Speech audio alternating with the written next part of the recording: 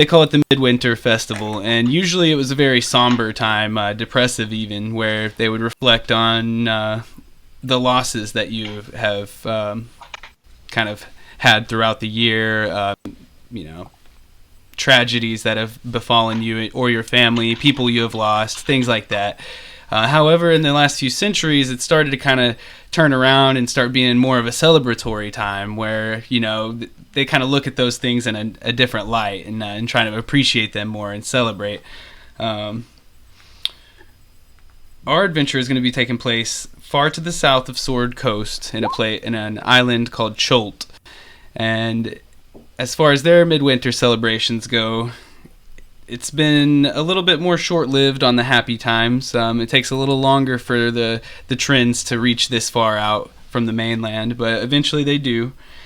And the celebration there is starting to gain some renown as, you know, midwinter in the jungle, as it were. And your characters have all received an invitation letter to this festival. The place is called Port Nyanzaru, and you're going to be in Cholt. And the letter, each of you I'd like to kind of discuss as we'll begin with our character intros.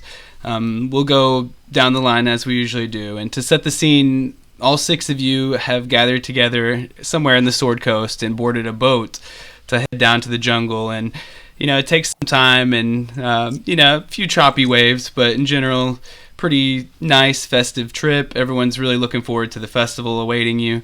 And just as you're about to reach into Port Nyanzaru, and if you scroll down on this this landing screen here, you can kind of see a little map there. Kind of just shows a little piece of Cholt.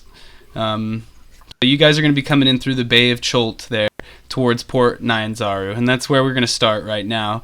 And as you guys are kind of just chilling on the boat, we'll start with Floristan, and you know, you can just do the general character intro like you normally do, but then if we can also just describe what would be in your letter. The way I see it is it could be a friend or a relative of yours, perhaps a different character you have played in the past or something like that, has sent a letter to you to either join them or maybe more likely take their place in these festivities. Like they got an invitation to go and can't make it, and so now they're forwarding it on to you. And you can kind of twist that in however which way you want to role play that. And by doing so, of course, we'll give inspiration for that. So, yeah, we'll start with Floristan. And I just thought I should probably give you all the adventure code and stuff. But as you can see, it's Winter's Flame, and we'll go over all the details for your log at the end. So, yeah, Floristan, if you want to start with your intro and maybe what would have been in your letter. I am Floristan, and again, I am a rogue sorcerer, and I'm also a human. I have come to this place after an old friend of mine has invited me to come to this place, in his own place, as he is too busy with other business. Okay. I was reluctant at first, but in the end, I decided to go, as I've heard that you guys have joined as well. All right. Some faces you may recognize as you board the boat, and maybe you're not used to the waves, but you manage maybe minimal seasickness or something. And yeah, with that, we can go to Nettie if she comes back. If not, we'll just we'll jump to Mordecai real quick, and we can always go back for her. Did any of that come through? I guess I'll quickly introduce myself. Okay. Yeah, I don't know if I don't think she's here yet. Are you hearing me right now? Sorry. Ooh, we're having issues today. Yeah, we can hear you. Yes. Okay, I'm gonna reconnect just in case. So I'm a little laggy today. I don't know what the deal is. So we'll get through it as we can, though. Okay, well, everybody restarts. I'll be right back.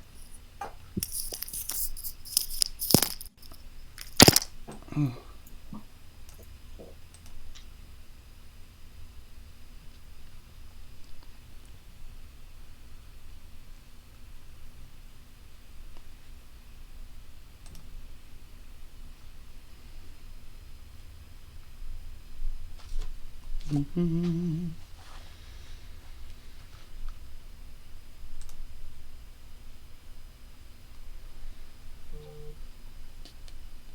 Does he have a character ready?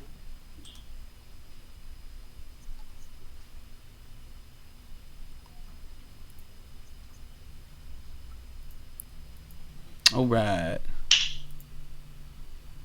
Trying to come back. Can y'all hear me? Hi. Yeah, they can hear you. Okay. Yeah, mine got some serious lag. It's like not really Hey, registering. Noel, what's the name of the stream? Let me see what I titled it. Kind of long, but let me. Yes.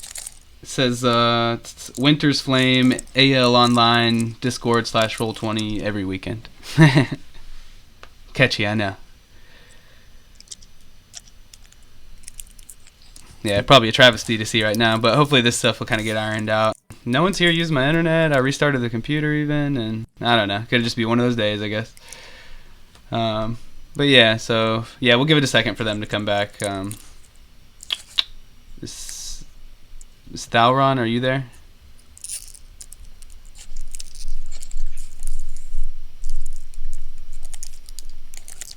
I know Nettie said she lost internet, so I'm sure she'll be back. So at least it's not just me.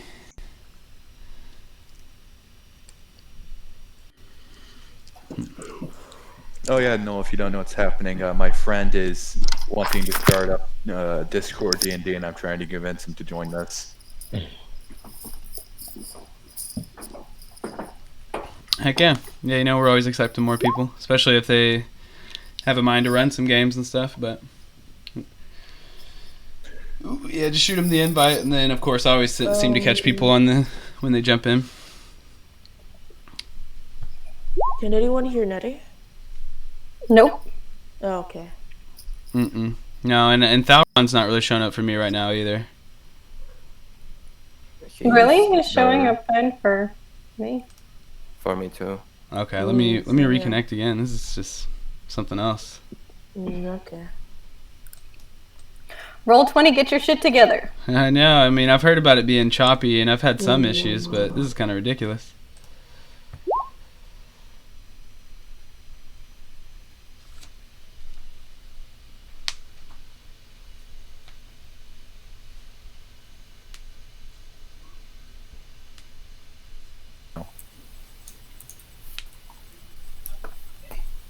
I see everyone now. Okay, nobody sneeze. Okay. My internet went out. Quick, knock on wood. So I was like gone for however long my sister was using the microwave. Okay, cool. So, yeah, let's just pick up where we left off then. Nettie, if you want to give us a brief intro, tell us about yourself, maybe your appearance a bit, and then you could dive into the letter that you received as an invitation. It's my turn. Is she there? I can't hear it as well. Nettie, the fairy barbarian, who has an affinity for dyeing literally everybody's hair, regardless. Wow. Okay. Hi. Has an affinity for dyeing people's hair. Really enjoys that. She has white hair, shimmering mist, swirling eyes, and multicolored skin.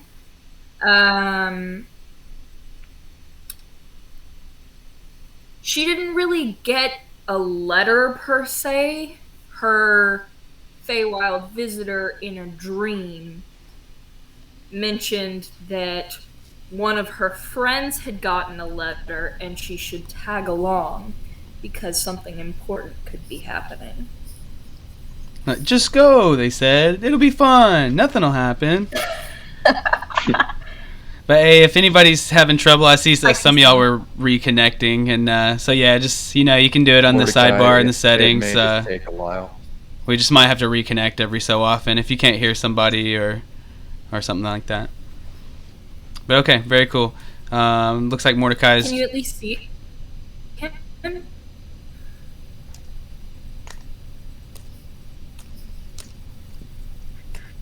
I mean, hear him, not see. Anyway. All right, is everybody? We're all good. Everybody can hear and see, or okay. I guess what's up with Mordecai? Is he reconnecting, or do I need to? I think you need to. I seem fine. Okay. Yeah. All right. Eventually, it'll Mordecai, all can you line us speak, up please? together somehow.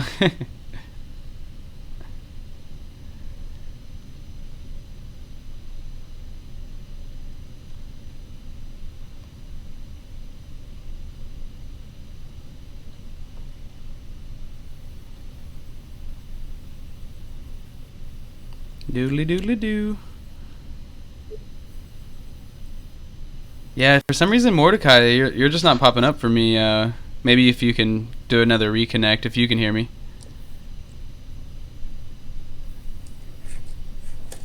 Mordecai, reconnect.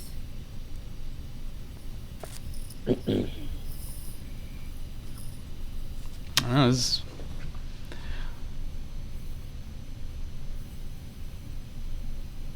Can you hear him? no, it's That's showing like a unfortunate. refresh symbol for him.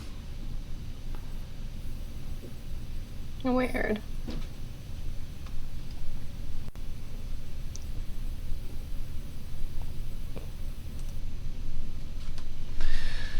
Ooh, ooh-wee.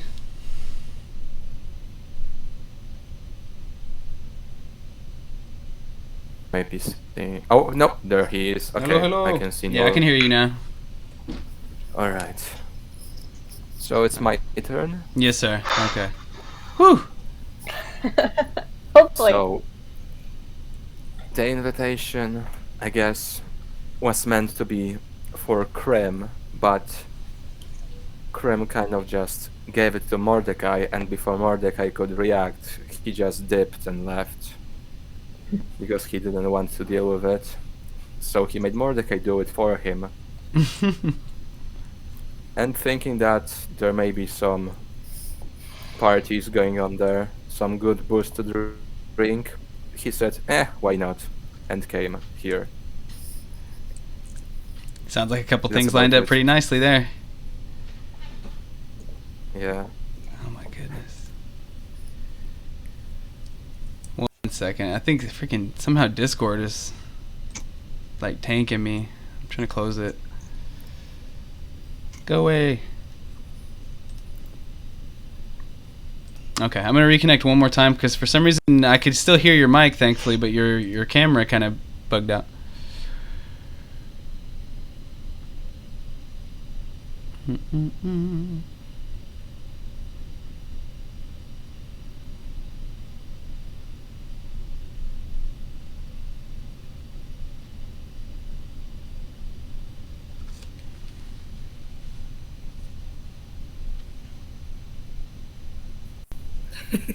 Okay, he is. There he is. Yes. Yeah, I'm sorry. I'm trying to. Yes. Okay, I There can we see you now, Mordecai. I'm not sure why. It just like went blank for you for a second. I knew you were still there though. I could hear you, but let's see. There's Talk On. There's Thalron. Okay, good to go. Hopefully, Talk On. If you want to go ahead then. You're muted. When I Ren. woke up, There. when I woke up, I found this letter on my chest. It wasn't marked or anything. It just said I might be able to find some clues on how to get my memory back. See what secrets await deep in the jungles of Cholt. Yeah, and you already kind of told us your racing class and stuff earlier, and if I do recall, he has armor seared to his I flesh. have stew if anybody wants some. Wow. I have stew. Oh yes, and we More can't forget important. Oh that. no. Stop it with this dude! The most It loveliest would stews. go bad by this point. Okay. He just makes more. It just more stew. Never ending cycle. I just toss random stuff in there. It usually tastes good. At least it's not human remains at this point. Ew. Or various other No, races. it's rabbits. Alrighty, so everyone's got inspiration, of course, and Hey. everyone will. Hey, I'm from sure. what I recall, you don't like spiders. From what? Okay. Yes, I do Uh, not from like what I recall, spiders. you don't like spiders. The Not in the spiders, slightest. the spiders go into the stew. The spiders try eating the stew. They sink in, and then I eat the stew. Okay, fine. Your Circle of stew life. works, and I will accept it as long as you get rid of the spiders. Circle of life. All right, Including one Thalron. buffalo. Let's see the reemergence of Thalron. Sauron! Burb. Burb. Well, I guess I ended up here because of the letter, and I guess that the letter said that I could find someone from my late church that was torched, and I was seeked out by humans and almost killed, but got away eventually. Okay. You guys. I'm trying to think. Only Nettie really would remember Thalron. So you guys Yes. might have a little bit of Yeah. reconnection on the boat there, like you just somehow ended up in the same place at the same time. So, oh wow, it's been a little while. Fly. Fly buddies. Whoa, dude. You're like a bird. That's All right. sick. Saving the best for last, Liliana. All right. So Liliana, actually, it wasn't Liliana that got an invitation. She has an altar or another like persona, Lady Gaga, also, Bruh. and she had been touring, but then received this invitation saying that this was a performance that was very necessary for her career. Okay, it's getting to be a popular festival. All right, so you guys have had a little bit of time, over the days of travel to introduce each other on the boats and things like that. And now, we kind of discussed how originally the Midwinter Festival was more of a somber affair of reflection, and then, how even more recently it's kind of hit the Cholton settlements, such as Port Nyanzaru and the neighboring Fort Belawarian. And they kind of break it up the days into some interesting things. First, they have a time of gathering where they stockpile supplies and the foods and stuff they'll need to carry on some labor, which they go into on the next few days to repair and restore the roads in between these two settlements. It's like a bit of a tradition. They spend all day long working on the road. Railroad, and then at the end of the day, they'll party it up and stuff a little bit, but make sure they can still get up the next day and work. But it all builds up into this anticipation of the final day, and they call it the middle, where everybody meets up and fireworks go off, and it's just a great time. And that's where they finally appreciate the hard work that they've done, not just throughout the year, but even in the recent few days.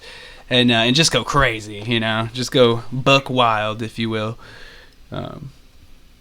So, just a little background. So you might have kind of heard that as you prepare yourself for the festival.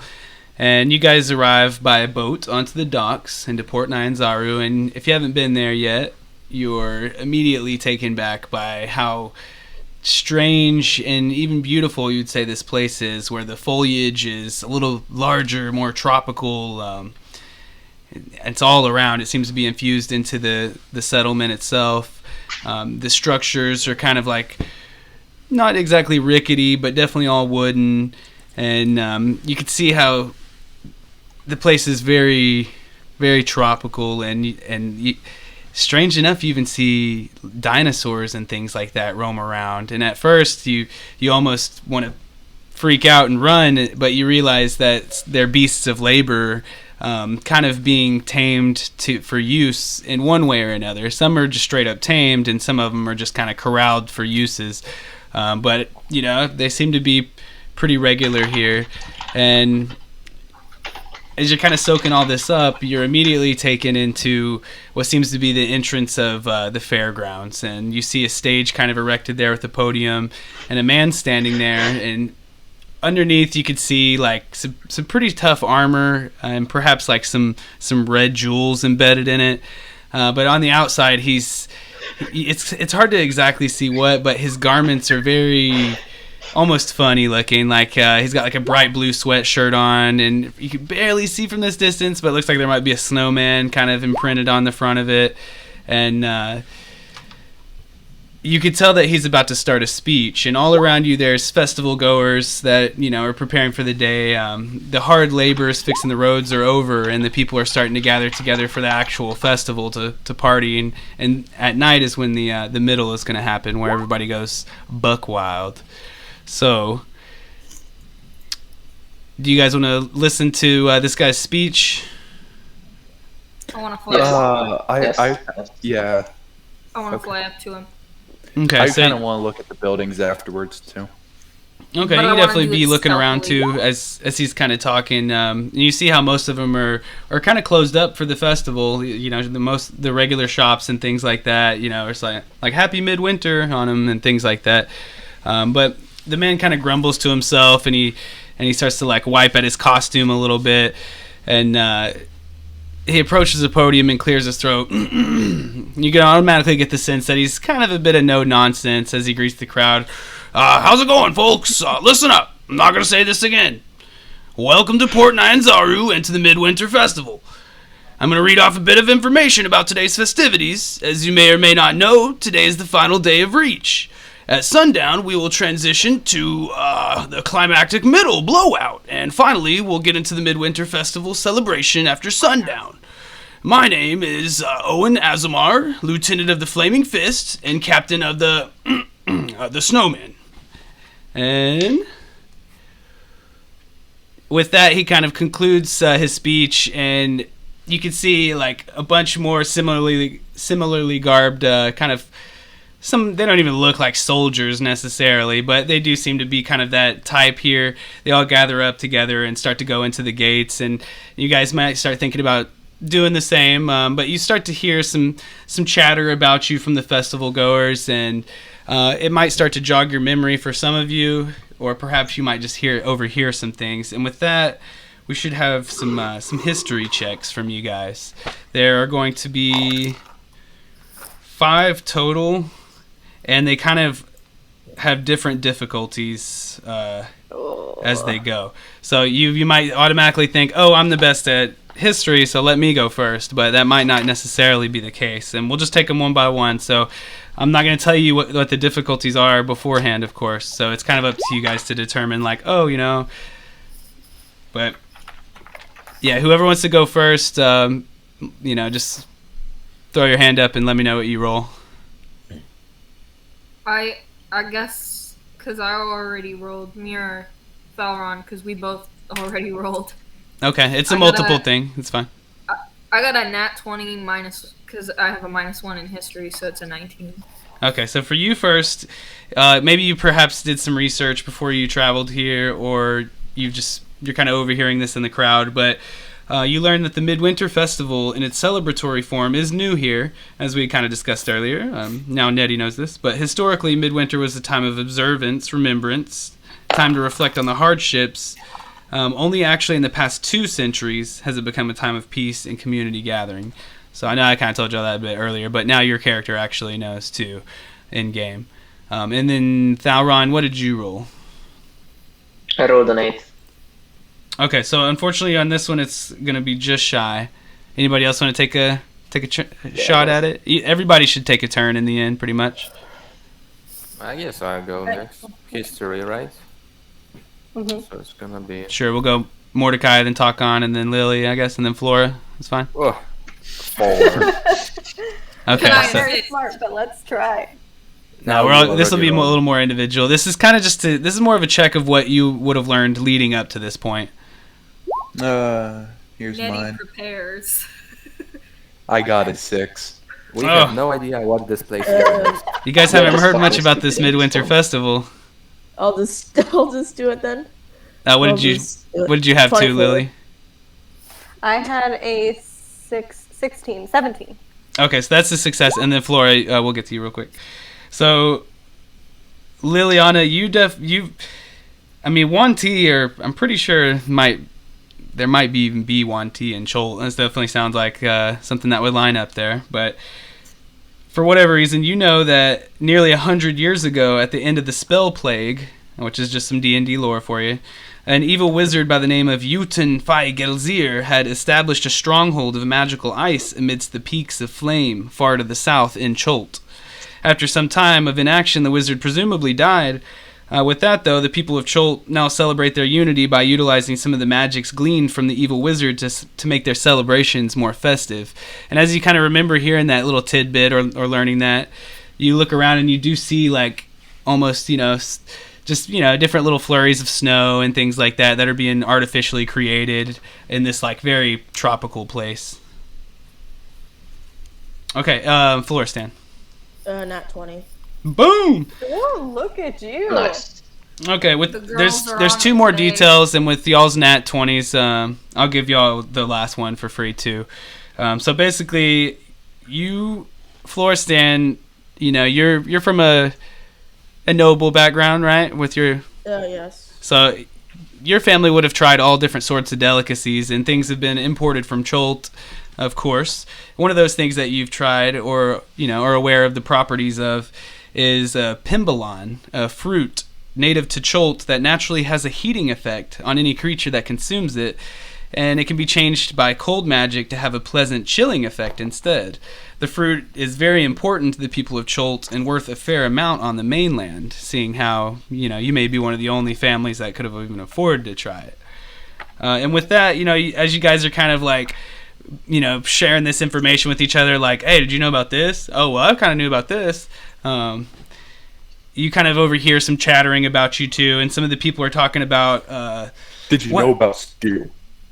They're like, wow, it's so great that we're able to celebrate. Now that Gelzer's gone, Gelzer. his magic was channeled into a binding crystal of enormous size, I heard, and I bet it'd have a lot of cold magic. Seemed like he was able to influence in small ways and suppress the volcanic activity down there. And so with that, you guys are pretty much ready to head into the festival, and it is a bit of a read, so just bear with me on this. The way they layered this together is like with a pretty long description, and then we'll kind of get into a little bit more role play. So,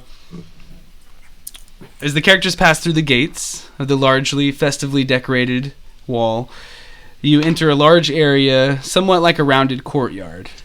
There are a few signs and directories spread around, what looks to be a crowded path that leads into the main festival itself, and you see 3 large identical booths topped with signs reading Token Exchange. You also see a pretty large cottage spilling over with lights and music and countless guests. There's a billboard above that, and it reads Prize Box. Off to the side are several glowing portals. A sign over reads to Fort Beluarian, and every so often you'll see regular partygoers from there kind of pop through the portal. It's being sustained by some mages. Just a portal in between the towns, bringing them together for people to come celebrate. So you guys are kind of soaking that entry level in. But beyond that, you see white and silver, brilliant, multicolored, twinkling lights flickering on strands wrapped around every tree, booth, store, and street sign in sight. You see polished brass light posts lining every edge, and every path held aloft enormous candles. Their open flames quiver, must be a typo, and twitch, dripping hot wax into red-berried vines wrapped around the base. Music swings through the air, melodies of plush strings and crystal horns woven into a well-worn quilt, loomed by the comforting nostalgia of age-old holiday carols. At the jungle's edge, wrapping each lanky palm tree's trunk, are silver and gold garlands. The tree's green, fan-like fronds bend like bows beneath hollowed fruits and roots, each with a candle inside, revealing with warm light a smiling face or awkward festive shape carved into the surface. Pathways, peppered with families all wrapped in heavy fur coats, watch through windows as artisans fold pearlescent-colored sugars into hard candies. Bakers cut shapes from table-length sheets of dough, and chocolatiers pour steaming tawny silks into magnificent molds. The sounds, the music, the same gentle hymns float in the background, but are now joined by the oral fullness of cooking foods, pouring pints, jingling of tiny bells, and the near, distant laughter of happiness. The hiss of searing meats carried alongside its hunger-inducing aroma, the calls of merchants, vendors offering piping hot corn cobs, freshly popping and popped popcorns, still warm and soft caramels. You catch a glimpse of a passerby sipping the densest, overflowing cream-colored drink from a flagon so big she must carry it with 2 hands. There's so much here, so much to do, so much to eat. So what's wrong with taking the back street? Oh, my bad. To eat, drink, enjoy. You're a bit overwhelmed and realize it's actually kind of hot outside. And with all this winter stuff around you, you almost forget that you're in the tropical jungle of Cholt. And you might have a little bit of sweat starting to creep down your neck. Like, it's steamy here. So right now, if you don't mind, this would be a great time for you to kind of discuss your impressions of everything with each other, you know? How would you be taking this in? What would you say to each other? Maybe a couple little things you might do as you're kind of first walking into everything I just described, including those couple locations at the start. That's a big glass. I wonder if I can carry it. What? Guys, I can make so much money here by selling the stew. They'll want to know what's in the stew. I would sell the stew to somebody Everything, yes. for money. Can I go see? I want to go look at the We gonna play carnival games? the prize stand, whatever that prize stand was. I want to look too. Are we gonna play carnival? Can I go as well? Sure, yeah. You guys pop into the prize box, and it's kind of stuffy. There's a lot of people in there as the festival's already beginning, and you kind of get the hint that it's like, I don't know if you have one in your area for every player, but something like a main event, or it's like a, you go to an arcade place and play video games, and they give you tickets, and you can turn them in for prizes. Yeah, this is essentially like the prize room. On the walls, there's all sorts of little knickknacks and toys and stuffed animals and kind of interesting things. And like right in the middle, though, like shining out, you see like the golden prize that they're giving away. And since you go ahead and mention that, Liliana, I'm gonna pop it in for you guys. It's gonna be on the handouts underneath your magic items, because this is something you can earn as we go, and you'll kind of see that as we play. Carnival games. Oops, that was not good. Why did that do that?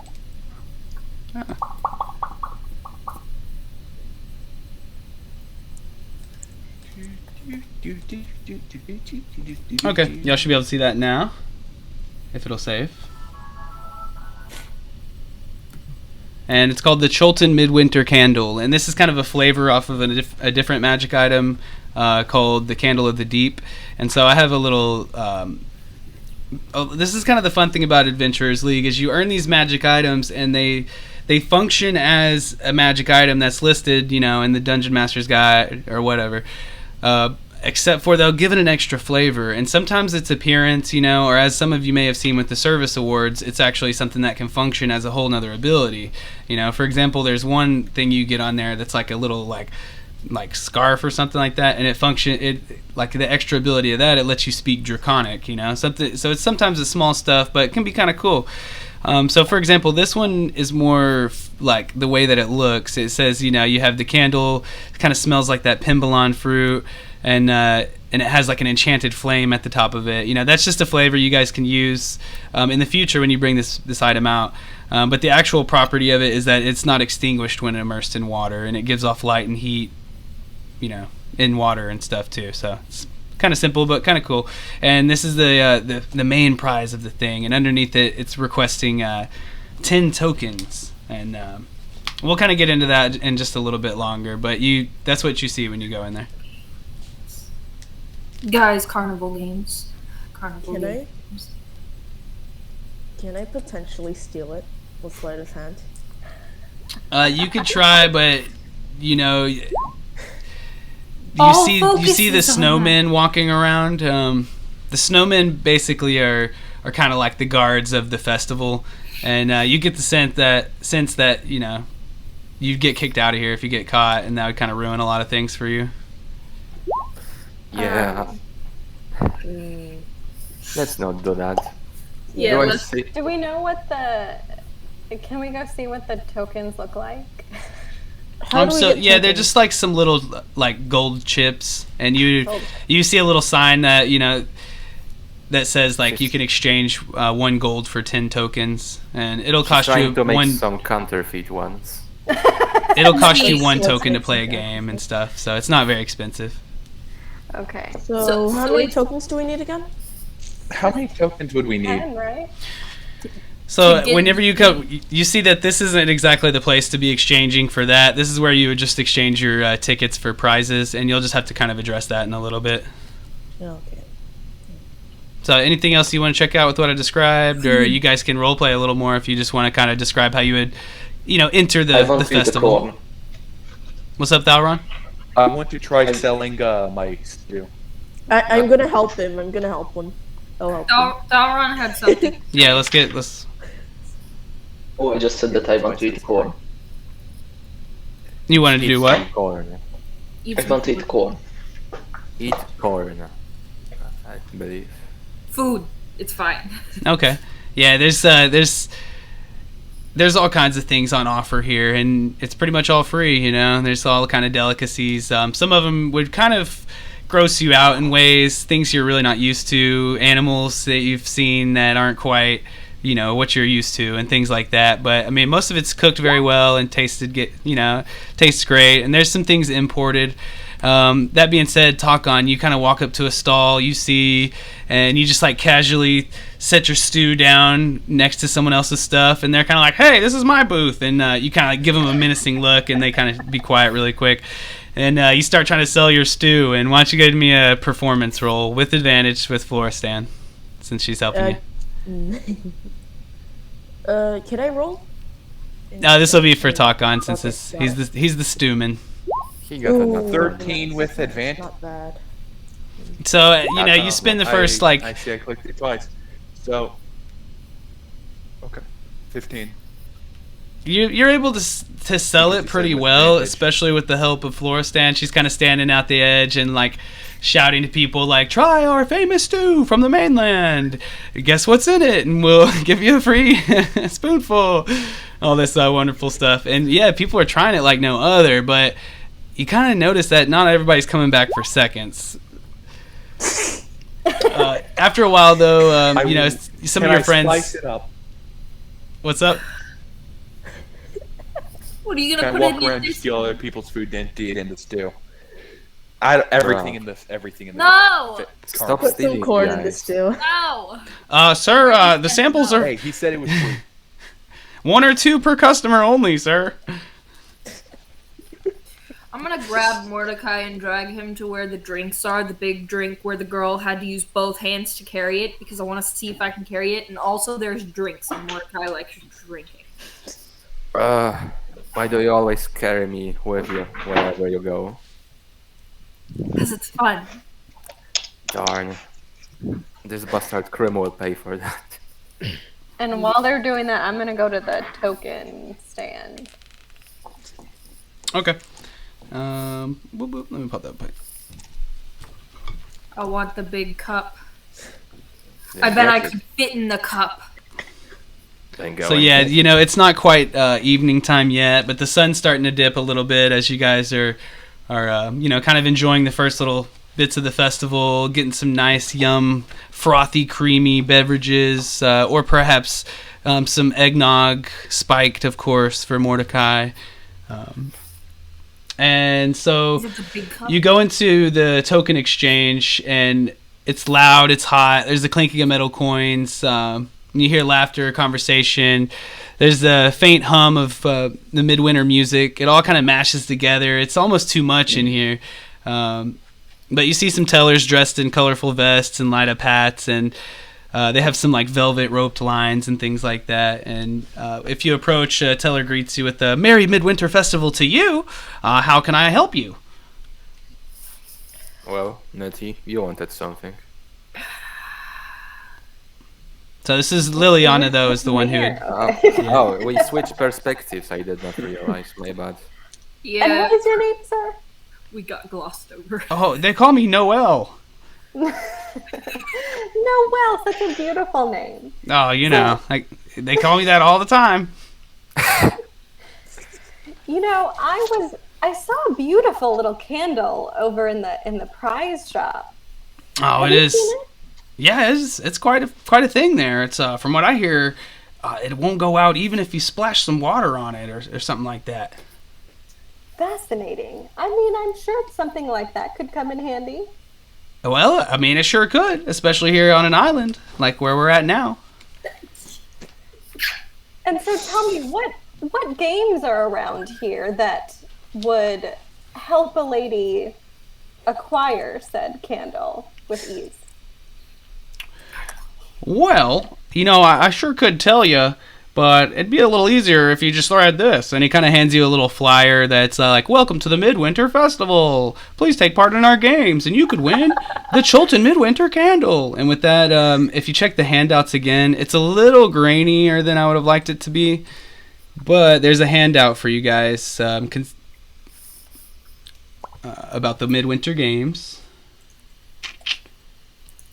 And so you got Swingin' Bridges, Frozen Doom, Castin' Blastin' Conjures, Ring the Bell, Pimbalon Smash, Ring Toss, all the Pimbalonade you can drink, Spicy Meatballs, I Spy, and Jingle Jangle.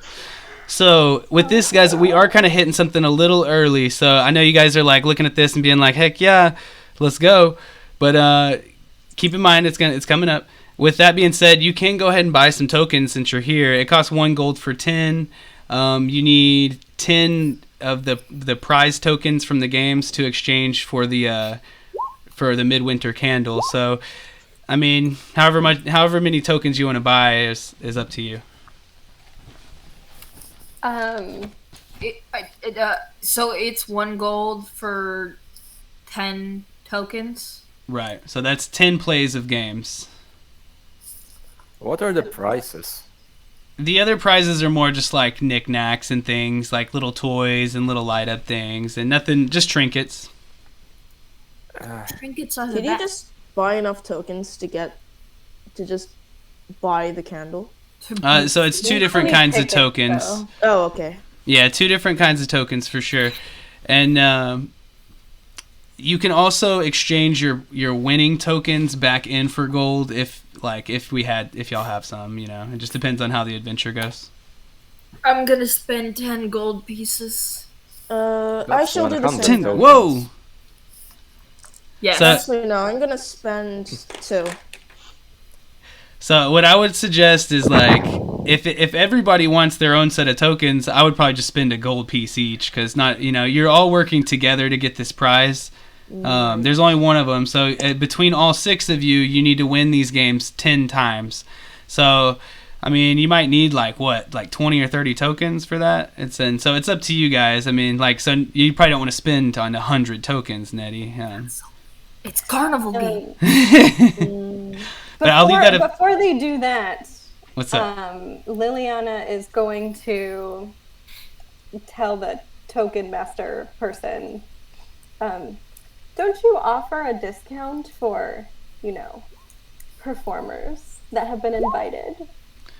Well, we would, but the snowmen, they're kind of a tough lot, as kind of as jokingly they can be as guards. I couldn't risk it. I'm sorry. I gave it a shot. Can't risk All right. losing my job. We don't want you to lose your job. No. I will spend 3 gold. What you got, Takan? 1 then. Do I make any money from selling this stew? Oh dear. No, everything's here is for free right now. Yeah, all the food was for free and stuff, including what you guys sampled. He's like, oh man. What the stew stand for? Okay, so if anything, guys, kind of stew on that, on how many tokens you might want to buy, but we're gonna come back to that in just a moment. So you guys have, you kind of checked out a few of the intro places, and then you're like, starting to buy some tokens, getting excited. You're thinking, dang, this is gonna be fun. I thought this was gonna be work for some reason, but yeah, let's go. But as you start to go, you notice a disturbance in the crowd, kind of off to the side. It's like down a little bit of an alleyway, and it leads out into more of an open plaza type area, and you see a couple of the snowmen, as they are called, goofily dressed as they are, and so something down the alleyway catches you, and you overhear, Let's keep moving, folks. Please don't crowd around. There's nothing to see. Another voice from the crowd calls out, "What happened? Is someone hurt?"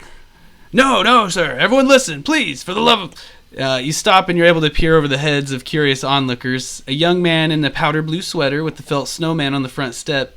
He steps back and says, "Sorry, boss," before falling in with a group of similarly dressed men and women. "People, listen up!" And you recognize from earlier Owen Azamar, the leader of the snowmen. Says, "Listen up, people." It's the hard, scowling man in the same kind of sweater. "I'm going to say this once," he rumbles. The mass of people start to go silent. "My name is Owen, and I'm captain of the snowmen, okay? There's nothing here worth your concern. End of story. Disperse, or you will be removed from the festival grounds." Everyone's kind of quiet and frozen for just a moment, when all of a sudden, he just... "Now!" he roars, his words booming like thunder, and everybody starts to scatter around you before it's just kind of you and a few of the snowmen. And what you got, Takan? I would like to step forward and say I'm an investigator. Totally, yeah. I want to fly Actually, past that is my them. background. Can I fly up and over to where they can't see me? Can I hide to potentially see what happens? Sure, so you can kind of duck away to hide. We'll hold off on a roll. And Nettie, what was yours? I want to go wherever they're blocking. I want to fly away, up, over, and in. Okay, so you kind of are flying up and over, and you see what, there's some things there to notice. Go ahead and give me a perception check, Nettie.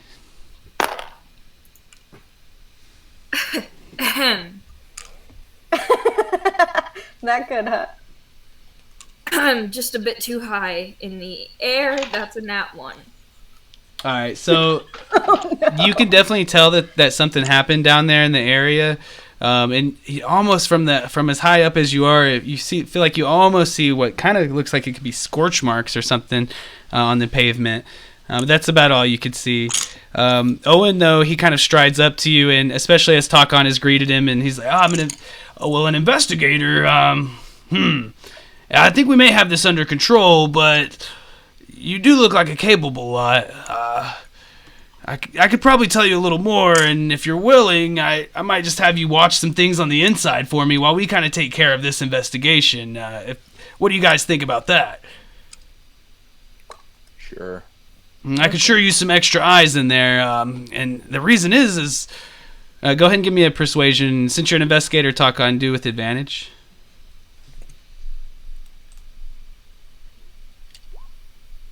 9.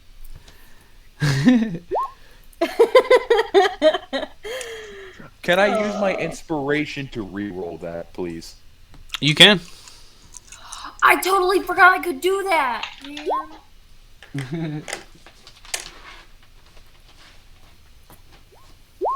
That's 14. Better. Okay. So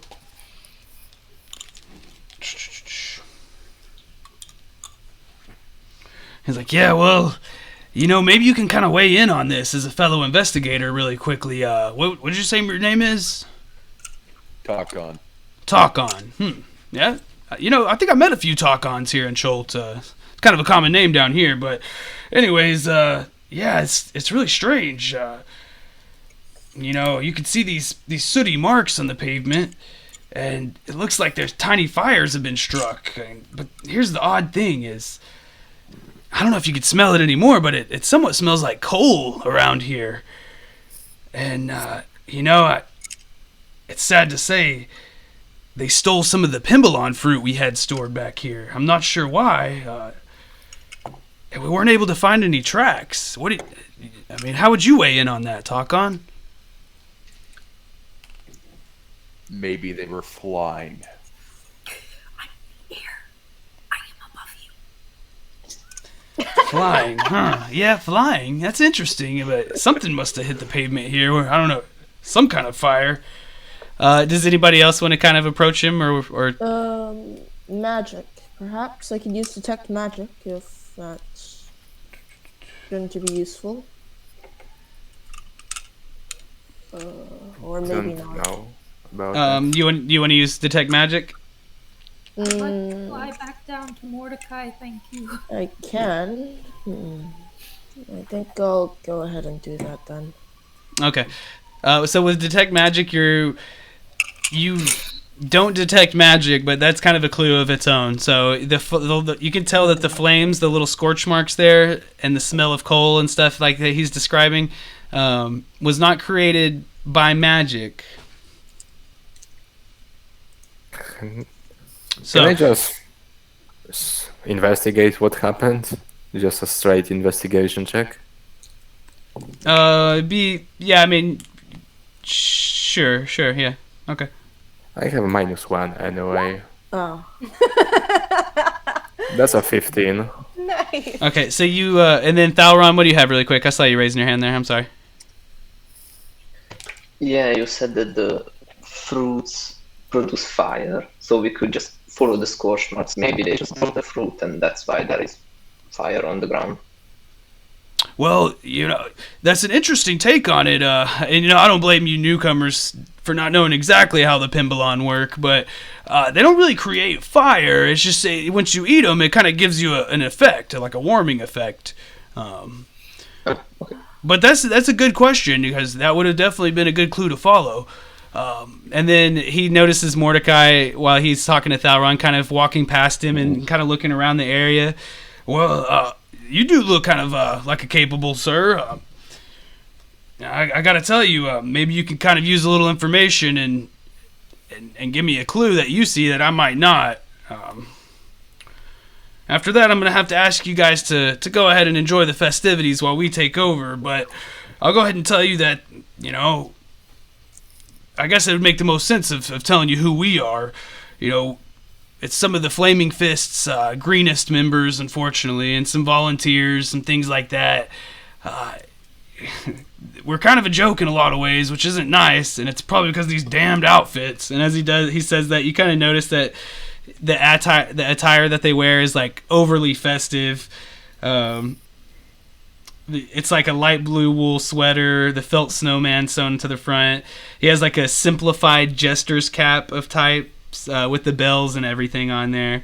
He's like curl-toed boots like an elf, and on the front of his chest there's like a shining bronze star pinned there that reads snowman on it. And so you can tell he's a little embarrassed by the way he looks and the way they have to kind of like take themselves around the place, but with that he's like, they kind of make fun of us sometimes, but we're a necessary force in this place, and they do appreciate us deep down. I know that. That being said, though, we found about 10 cases of theft and 20 cases of vandalism already this year leading up to the festival.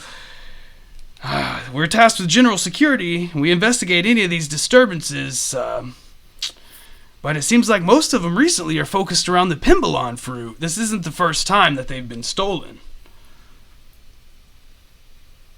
Mm-hmm. You shouldn't be embarrassed about the way you look. Well, I do appreciate that. I mean, would like to offer. I would like to just float upside down in front of his face and say that. as you do, you kind of catch like the glint underneath his sweater of his armor, and you can see that there's like red gems like embedded into it. Ooh, shiny. Can I offer him a bite of stew? Oh my goodness. Can I, Not even just gift some to him, just offer possibility of purchasing it. Can we? can I use examine- persuasion?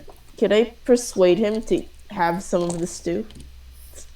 You might be able to. Liliana, what you were going to say? I would like to help him. No, I wanted don't to look think at it one of will the achieve fruit. much. See if he would let us look at one of them. Look at one of the fruit. Yeah. Okay, so you do see one off of a crate, kind of off to the side. That's like the top's off, and you can see where it's been like rummaged through, and most of them taken. But with your request, he kind of reaches down and pulls one out, and it looks like a mango of sorts. Very tropical looking fruit.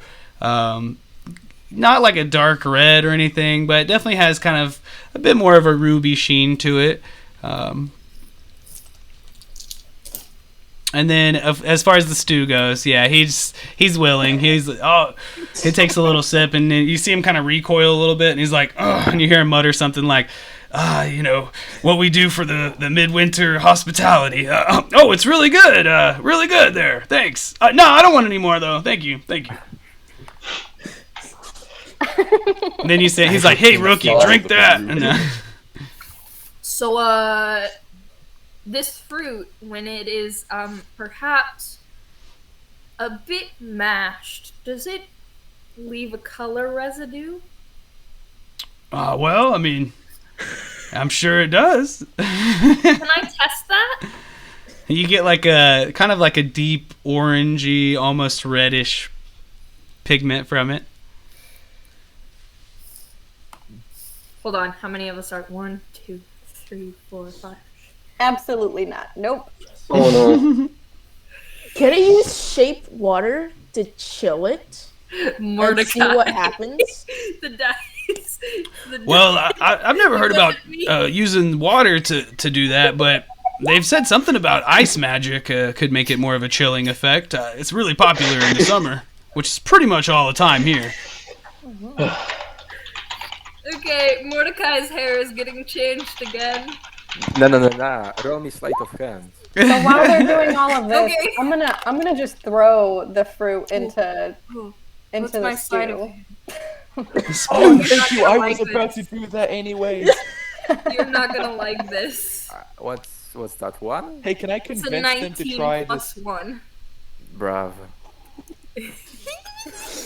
Yeah, God no, damn can I it. convince Not Can I again. convince them to try the stew with the fruit in it now? Oh no. He motions for one of his like underlings. He's like, Jerry, try that for me. And he kind of strides forward, and he's like, as you say, sir. And he looks real nervous about it, but his like bells are jingling on his cap as he kind of leans forward and slurps up a bit. And he's like, very warm, sir, very warm. And he kind of like stands back in line. You see him every once in a while be like, trying to keep it down a little. But yeah, it seems like it heated it up to a nice warm temperature. But with that, he's got, okay, enough of this. Hair's looking cool over there. But It's red now. It was orange before. I dyed it orange before. Now it's red. and now I appreciate your input on the situation. But really, you should be enjoying the festival. We can take care of this. So please, carry on. And now this actually would be a I great walk away time while eating my stew. to play some games. All right. I would like to walk away while eating my stew. I shall So take you it guys out of return my to the festivities, perhaps eating some stew, and I did already pop out the handout for you guys. So the way we can do it is we'll go reverse order this time from earlier. So we'll start with Liliana, and we'll work our way down. There's not going to be any like helping or anything like that. Everyone's kind of in their own individual game, and I have the rules for each game, you know. So we'll just play it like that, and we'll kind of try to keep track of how many. Basically, you just need to win 10 times for everybody in the group. You need to win like 10 times, and then we'll move on to the next bit. And basically, if there was any time left over, which I don't think there will be, honestly, but if there were, you could go back and play more games. That's kind of the way it's written. But for now, the goal is mainly to get the 10 tickets so you can exchange it for the candle. And then what you got, Nettie? I paid 2 gold, so I got Mordecai tokens because I dyed his hair. So Okay. Okay, I buy you tokens because I dyed your hair. cool. I have 20 in total now. Well, we split them. It's mutual. Okay, So so you have 10, he has 10, and then you could just subtract the 2 gold, and then yeah, if everybody, it's a pretty minuscule amount, but yeah, if you want to buy a set of tokens for 10 each, just subtract a I'll gold buy off your 10. sheet. It's not that much, and then you can take your tokens, and we'll go ahead and get started. Just kind of look at that page, and my bad if it's a bit grainy. You can click on it to make it bigger. Not sure that'll help, but you can. And It does. yeah, Liliana, if you would, yeah, which game do you want to play? And then I mean, Liliana's gonna have to play Jingle Jangle. Jingle Jangle.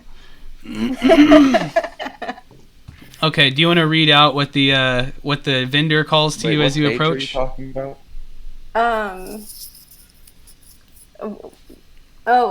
Successfully sing some midwinter songs. That's it. Is that what he says to you? The vendor yells out or whatever? It says the vendor yells the following phrase at you: successfully sings some midwinter songs. Seriously, that's it. Yeah, he's like, "Oh, hey, you look like a musical ass. Come on over here and sing some carols for me. If you do, you might win some tokens." That's probably better. So, as it says, you want to sing the midwinter songs without, doing it so poorly that the crowd walks away. You want everybody to get entranced by you. So it's only going to cost you a single ticket to play. All right. And performance is the key skill for this game. You need to do...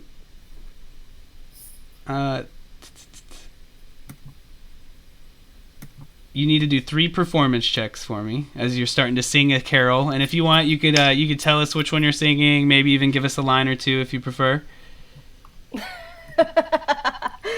Okay.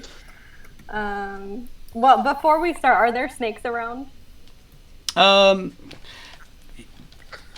Yeah, you would guess probably so. Maybe you don't really see any. They don't always reveal themselves. You know that, of course. But I mean, you're in the jungle, so probably. Yeah. We've all watched Survivor. Okay, because I was going to, if I could cast animal friendship on some.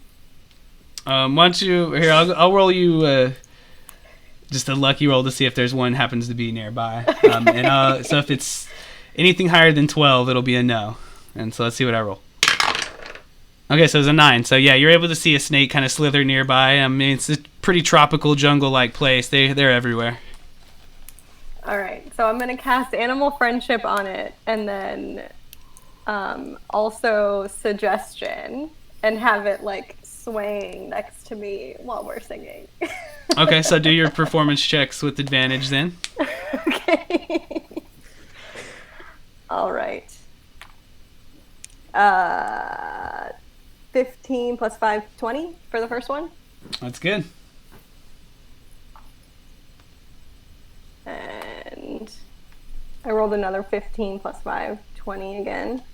Nice. Oh, they're with advantage. I only rolled the first one. Whatever. Okay.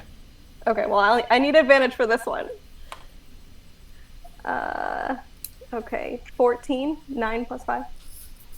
Okay, so you're doing exceptionally well to the point where,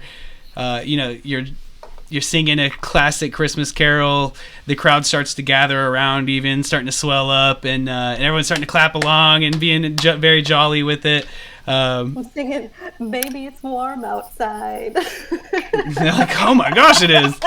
And for your astounding performance, you'll earn a token for winning the game, of course, and then you'll earn an extra token just for doing so well in it. So yeah, he's like, "Oh my gosh, wow! We haven't someone sing that well since we started. Holy cow! Usually it's terrible."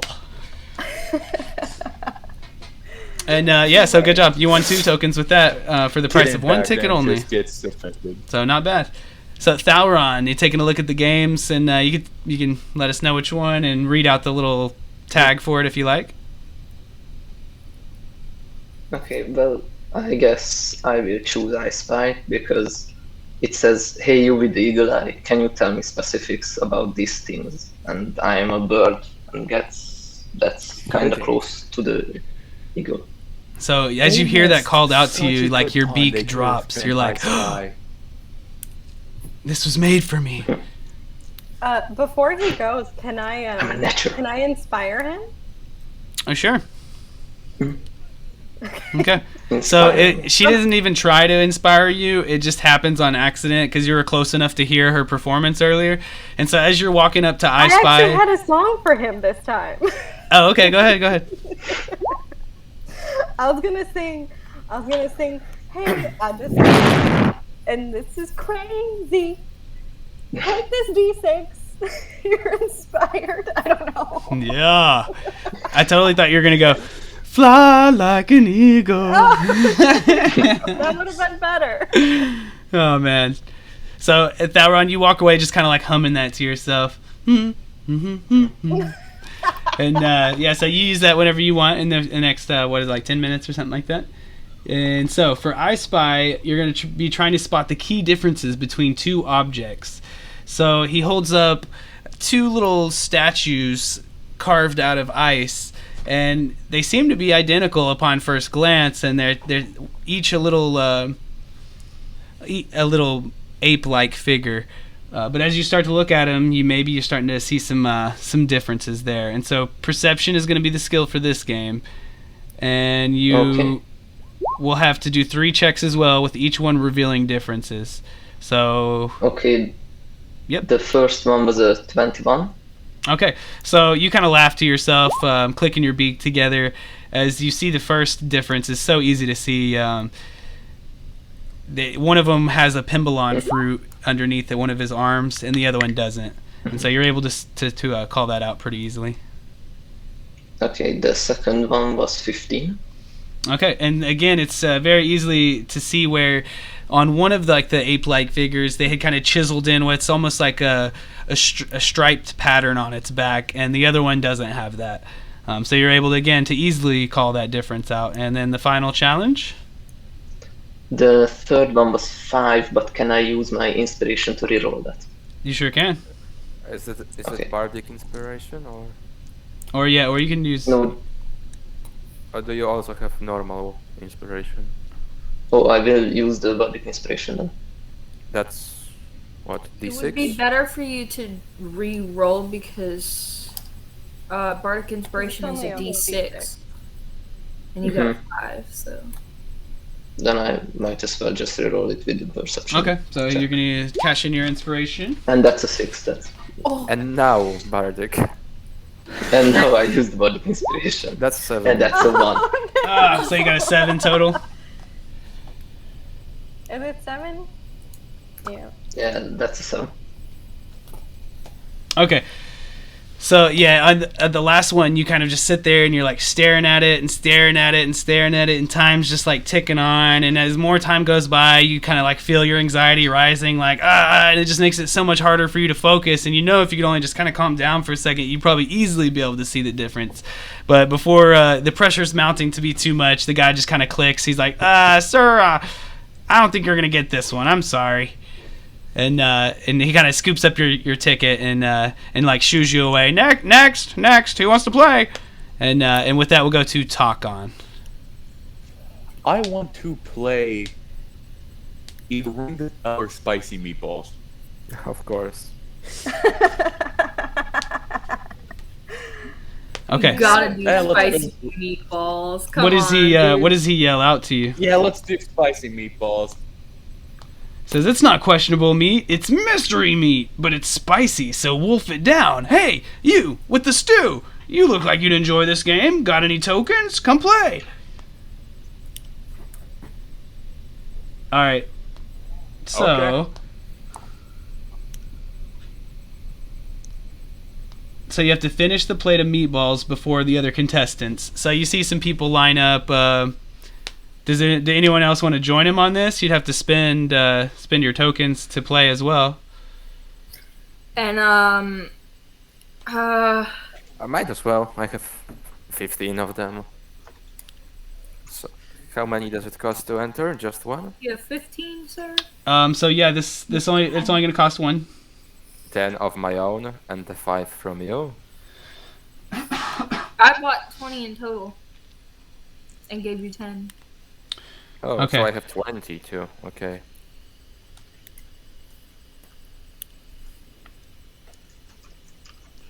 So, what are we going to be rolling? Okay, so this is going to be a Better Constitution Constitution. save. Oh, I'm glad I didn't join. All right, so is it? It's just Oh. Mordecai and Talk On, right? Oh, okay.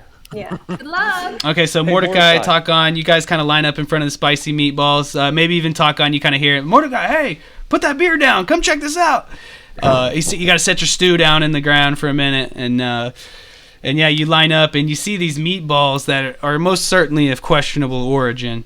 So here's the thing: you're gonna have to do Constitution saving throws. You'll have 7 attempts, and you'll have to get at least 3 of them to continue. And I guess whoever does a better job wins, the prize. So Hey, Mordecai, you want to go first? okay, So that's it. Yeah. So yeah, And we'll we go go off the like- first meatball. What do y'all got? Both of y'all give me a con save. First meat. Con save. It's Yep. terrifying. I won. Ooh. He would have won because he got 6. But my Constitution saves are 4. So at this point, it really just has to Do be a you win? success. Both of y'all got over 10, I'm assuming. 12, over 12 or something. Taukan has exactly 10. And then how about Mordecai?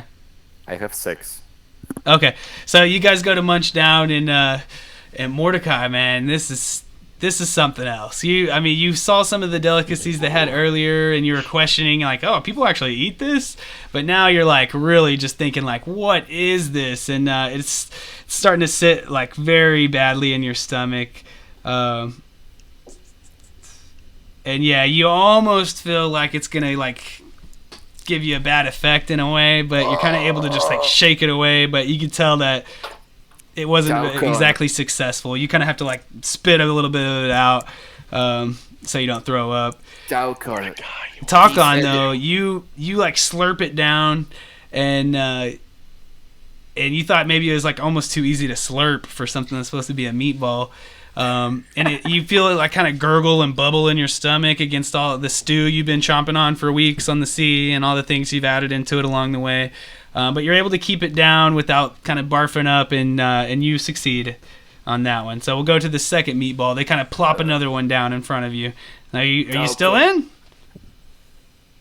Taukan, Mordecai. You should have eaten the stew. these edibles ain't shit. I'm tripping, man. Stew, it built up a resistance. I'm starting to trip, bro. All right, so what do y'all get for y'all's second attempt? 22. Nice. That's a 6 again, okay. Mordecai is not doing so hot. So Mordecai, he grabs the meatball tentatively, and he kind of just like shoves it in his mouth real quick, and you see him chomp like furiously, just think, I'm gonna do this as fast as possible, and eventually he just dead stops, and he's like, "Ugh," and all of it just comes out in front of him on the ground. He's like, I'm trying. And Takon, while he's doing that, you've already eaten your meatball, and you're kind of eyeing the next one already. You know, you're like, okay, this is getting pretty good. I was going to say you saw a chunk of his and you ate that too, but maybe that's kind of too nasty. I'm eating a stew that has rabbit people in it and spider webs. What are you thinking? You also eat Mordecai's meatball. All right, Bruh. now for the third one. Let's see what you got.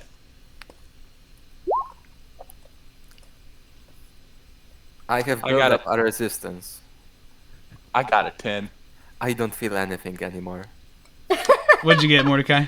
17. Okay, so yeah, this time you just like screw your eyes shut, Mordecai, and think about a happier place, a different midwinter festival where you didn't have to eat disgusting things like you were on Fear Factor or something. 5 minutes ago. And you know, and this time Takon, he's just like slowly chewing his while he's watching you, wondering if you're gonna spit it back up. But after a couple minutes, you're both able to get it down. As you do, the guy starts clapping and he's like, "Oh, we have a winner! We have a winner!" And he hands off a winning prize to you, Takon, for a token. But he does turn back to Mordecai and he says, "Well, I'll let you continue? see if you can finish. If you can get second, I'll give you a token as well." Can I continue, please? Oh, jeez. Oh, you have a record setter. Well, that's fine. Maybe he can get all 7 down. Well, let's see. All right, so if you want to do the third, what is this? No, this is round 4 now.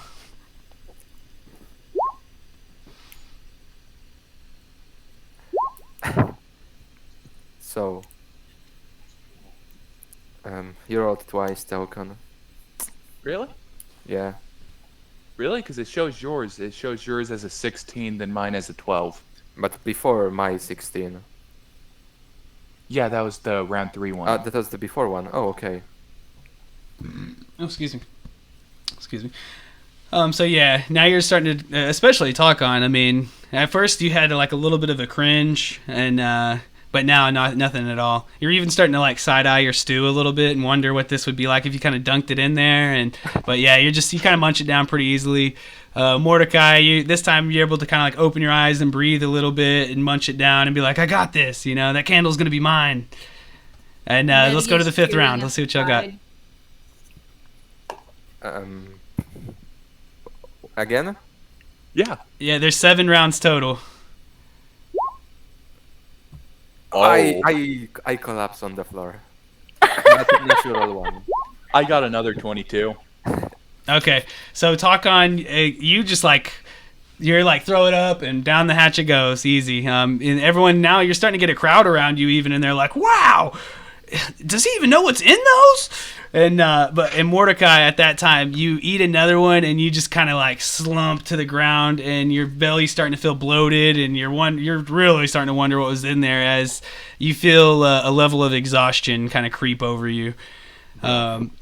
And so you can continue to play if you like. You didn't win a token yet because you have to win 3 rounds. You got one more round, round number 7.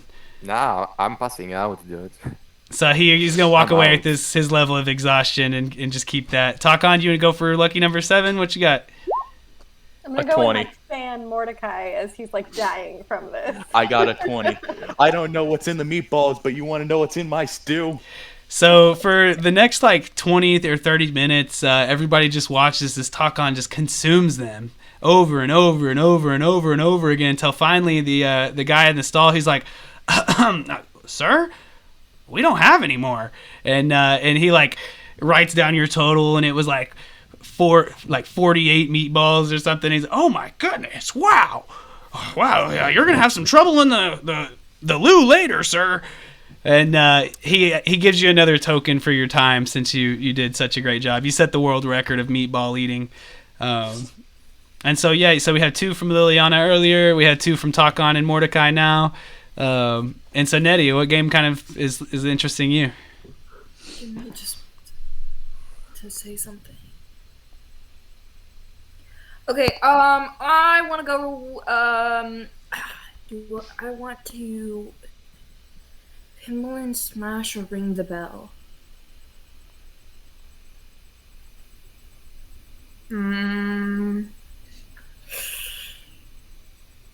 I'll do the smash one. Okay. So, yeah, you're flying by and you see like a skinny elf lady. She's like got a long cigarette in one hand. She's like, hey, you.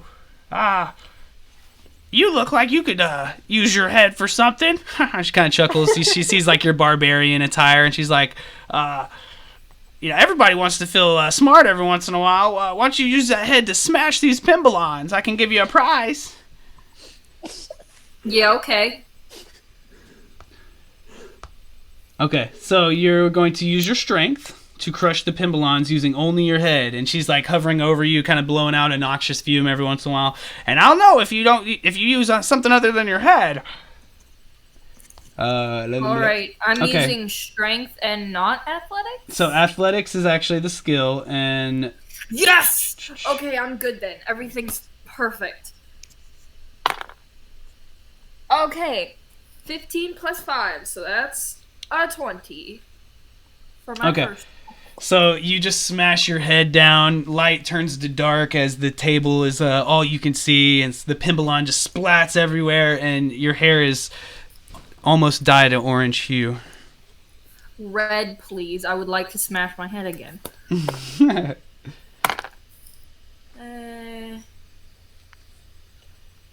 What about a 14? How does that go?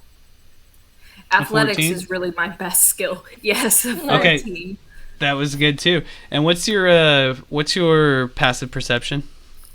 10. 10? Mm-hmm. Okay, so yeah, roll that final time as after you smash down, and now like you hear like the lady puff over you, and she's like, "Wow, we might actually have a winner!" And oh my goodness, this is funny to watch. That's a nat 20 plus 5, so a 25. Okay, so as you like smash this time, you're like, you're like, I'm gonna show this lady. She thinks I'm funny. Here we go, and you smash your head down, and you instantly get the sense that this melon was not quite as ripe as the others, the Pimbalon, as it were, and but even still, you like throw your face down with enough force to kind of like just split it, and it just splashes everywhere. You almost feel the little beginning of a bruise on your forehead because it was just such intensity. But you're able to do just fine. And she's, oh, haha, we do have a winner. Tell your friends, come back again. And she hands you a token. So I believe you guys are up to 5 now. And yeah, so we'll go to floor stand. Is there a game kind of calling out to you? I shall go with, this is hard, I'll go with ring toss then. Okay, ring toss. All right, and he calls out, it's a ring! It's a dinosaur horn! Even a child can do it! Ha ha ha! Try your luck, and you could win a token. Can one of us join? I'm gonna come back around. You'll be if that's what you want to choose, so we can go ahead and do it both at once if you want to. You want to join her? I'll join her. Okay. Why not? So you hear the call out and you line up. You're thinking the bell. I can do that. That's musical, huh? And wait, it's a bell. oh, I'm sorry. Ring toss. My bad. I went to the wrong place. The ring, the dinosaur horn, and yeah, at that you're kind of intrigued by the horn itself. You're just like, a dinosaur horn? What the heck? And sure enough, that's what it seems to be. And so he kind of hands you these little colorful rings, and yeah, so you guys are going to do a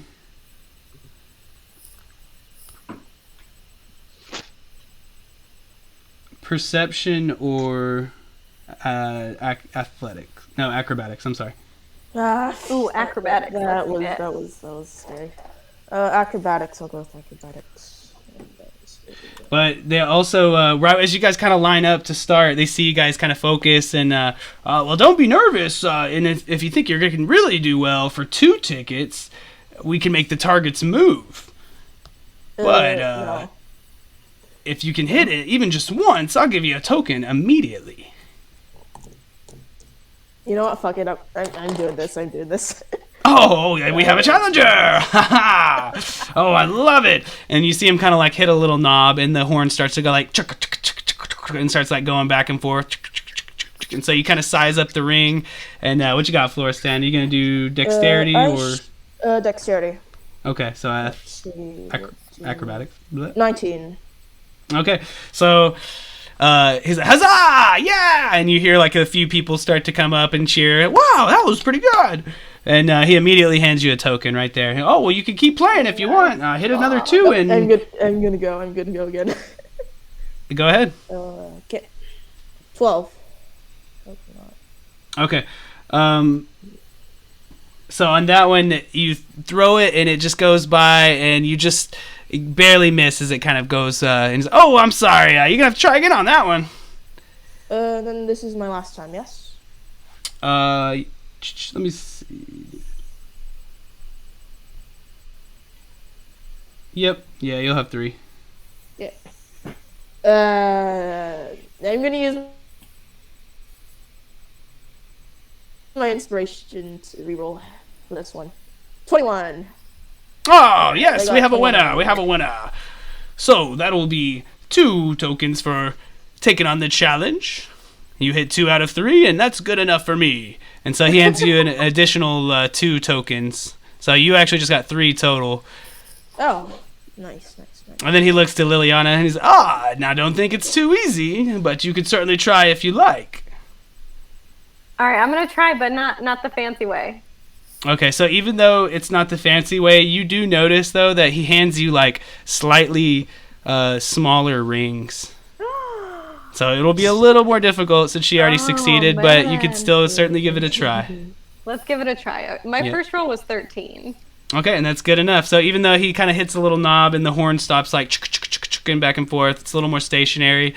You kind of like let out a breath and you throw it, and it's very easy. Are you using your perception or athletics? Or I keep saying that, acrobatics, I mean. My acrobatics. Okay. Well, I guess they're about the same. but we're using my acrobatics. Oh, A flick of the wrist. 11. Okay, so on this one, you can tell that if he didn't like give you the slightly smaller rings, that it would have went on perfectly, and it kind of like toilet bowls it for a second, where it's like, oh, about to go on, and then it just kind of flops over to the side. And he's like, oh, that'll be a miss. You got one more shot though. This could get you a token. All right, let's give it a shot. Okay. 13 again. Okay, that'll do it. Oh, another winner. I'm going to have to make this a little bit harder for the next one. And you see him like, he's got like a whole stash of like different size rings. And alrighty, well, here's your token, ma'am. So if I recall, you had 5, now 6, and then she had 3, so you only need one more token. And Thalron, you want to take a stab at it? I could try it. So you can play any game you like. Just keep in mind that as if someone succeeded at the game already, it'll be a little more difficult. Did we try swinging bridges already? Nope, no one's done that one. Swinging bridges. Off to a little side of the festival plaza, you see a bridge. This is like a whole ornate thing, and there's like a bunch of people kind of lined up to do it. A lot of younger people and stuff. They're like, parkour, bro! But you see the bridge made of vines and wooden planks hangs limply from a single post on each end. Can you keep your balance and traverse the full length? So you're going to try to cross the bridge, and you're going to use your acrobatics skill. Okay. So you only really have to do it once. And that was a 6. Okay. So as you are, you hand over your token and you try to crawl across, and it's like those ladders at festivals where you have to like crawl up them and they're on ropes and it like keeps shifting underneath you and stuff, and you try to like flap your wings to catch yourself, and the guy's like, hey, that's not allowed. You're gonna have to try again. You're disqualified on that one. And you kind of have to walk back around and try again because you had to use your wings to kind of balance yourself. But you could try again right now if you want, and same difficulty and everything. Okay, let's try that one last time. Okay, acrobatics. And that's a 7. I will fucking give up now. He's like, ah! We left. It's just the roll sometimes. So you can still try one more time as you kind of like this time you're like trying to keep your wings down towards your back and stuff, and as you're a little more focused on that than keeping your balance, you do kind of slip over and you fall into the you can see where they've kind of made it like a nice like sand pit, and it doesn't hurt or anything, but you got to kind of pick yourself up, and you can try again one more time if you want. It'll just cost you 1 token. Yeah, I will try that one last time. Alrighty, let's see what you And got. the 7. He's like, why? Okay, I will give up. Hey, it's okay, man. This is just the midwinter games. It ain't like it's a goblin staring you at the face or anything. But yeah, you gotta tuck your wings away, and you're like, screw this. You're like, this game's overrated. You're like, what did you do? You spray some Pam on there? It's too slippery. You're cheating, And he's like, whatever. Okay, I will walk away sadly and crying. It's okay, Thalron. It was a dumb game anyway. It's okay. Do you want some Dumb stew? game anyway. Don't eat I will this. take a bite out of the stew. Hey, Noel. Slightly consoling. What's up, Takon? When anybody eats the stew, can they make a Constitution save? Why would you do that after you took a bite? Yeah, maybe every once in a while, just depending.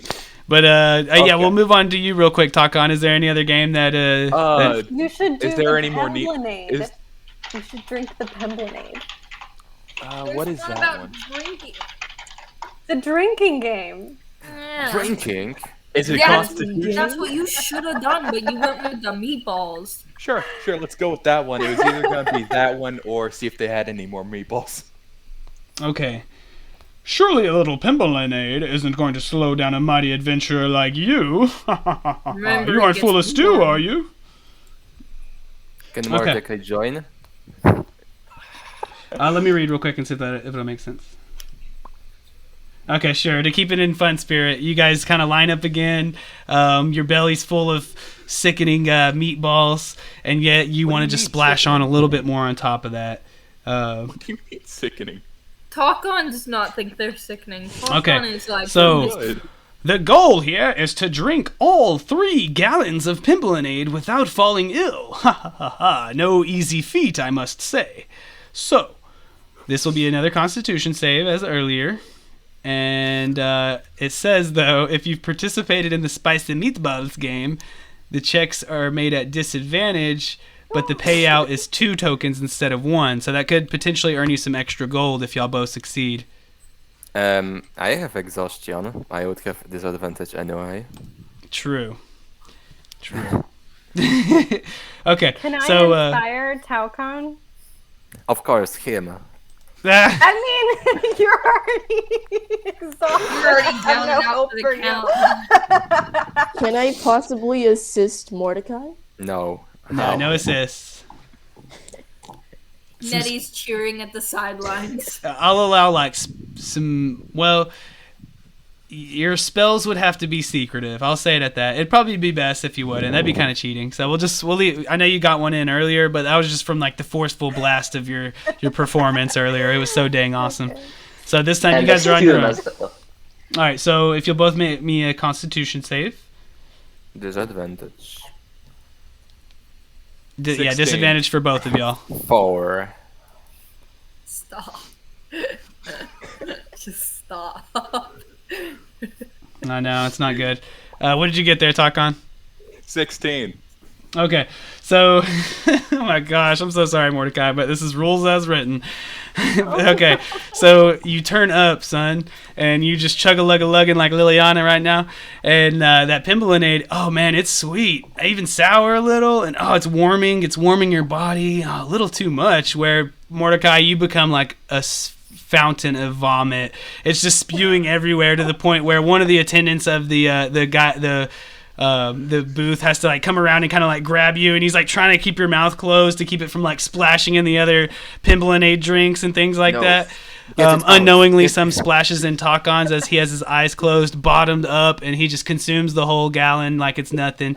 Unfortunately, you rolled low enough, Mordecai, where you're going to take another level of exhaustion. Oh my. Wait, hold up. Now I halved speed.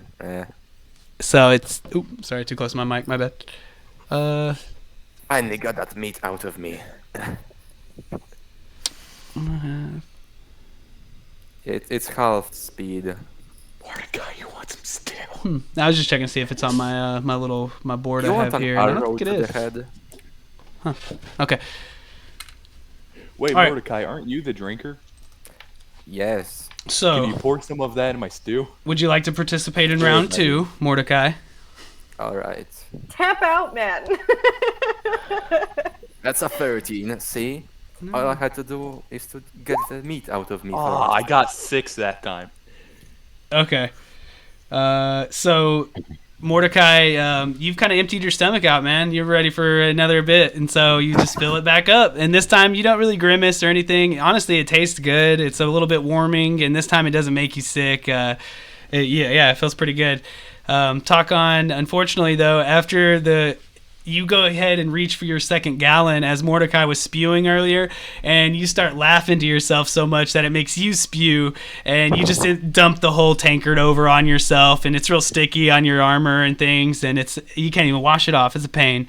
Mostly just annoying. Marshmallow on my armor. Yeah, you're just caked in stuff. Marshmallow's all crusty and old by now. Okay, so yep, you could definitely try again if you guys like. That's 1 success each. Natural ones for both of us. Oh no. So that's going to be another level of exhaustion for Mordecai, and now 1 for Takon as well. Okay. You're going to die at this How many rate. levels of exhaustion can you get? 6, and 6th one is death. You ready to go again, Mordecai? That's gonna give me a disadvantage on attack rolls. That doesn't matter. So yeah, you have disadvantage on attack rolls and saving throws. So actually, you shouldn't have been... Oh, well, no, yeah, you participated in the game earlier, so you would have still had disadvantage. I just Okay. realized that as well. All right. Okay. So that being said, you could participate. Yeah, you thought you were like, okay, I got that other gallon down. I can do another. And you like get barely a sip in your mouth, Mordecai, before again it's just like whoosh, just spraying everywhere out of your mouth. And sir, are you okay? A little bit of blood mixed in. They're like, oh my god. Again, Takon though, this time you actually are just too full, man. Like you like take a few steps and you're trying to ignore all the other things around you, and it just got 14 though, man. What, you used inspiration? No. Oh, I thought you said y'all had double about ones. the natural one. He's still talking about the failed one. So Okay. So what's up? He had the one?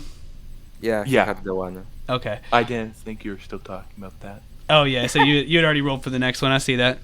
Okay. So yeah, you guys barfed it up on that one. But then the next one rolls up, and yeah, they're kind of hesitantly setting down a gallon for Mordecai. They're like, I don't know. We'll Bring accept your it. tokens. That's an 18. Let's go, Mordecai. I knew What you got to talk on? Oh, you had the 14. I got a 14. So yeah, this time, like Mordecai earlier, Takon, you're able to kind of drink it with your stomach being emptied out a bit, and he's like, "We have a winner," and he'll hand you off a token. Mordecai, yeah, you're good. Yeah, You're I'm able good. to chug a lug down on that one, and your hands are starting to shake a little bit, and like your chest is heaving. You're like, "And no challenge is too great for me. I can't wait till Krim hears about this." Do I need one more to win? And so if you or- want to do one more to get a token, you sure can. So right this now to y'all the have end, one man. extra token. I'm gonna use my inspiration to reroll that. Come on, man. We got this till the end. So you re-roll both dice. So 14. You got a 14? We got this together, man. Okay, so yeah, you start to put the last one down, and you even have to catch yourself, and like you're almost like gagging, and you feel like Takon put his hand on your shoulder. You got this, man, and it's starting to spill out from a little bit, but you keep it down well enough, and then the guy hands you 2 tokens as well. So total, you guys have 13 tokens now, and you can most certainly go and exchange it at the prize box for the candle. I'm gonna scream at the top of my lungs, yeah, and then pass out on the table. I'll pick His him up chest and is toss just him over heaving my as his eyes shoulder. flutter. I'll pick him up and toss him over my shoulder. Yes, please. Okay, so hope you guys enjoyed your midwinter games here. And so you guys also, let me see where it says it. I'll have to check at the end, just so you know ahead of time, that your extra tokens were worth.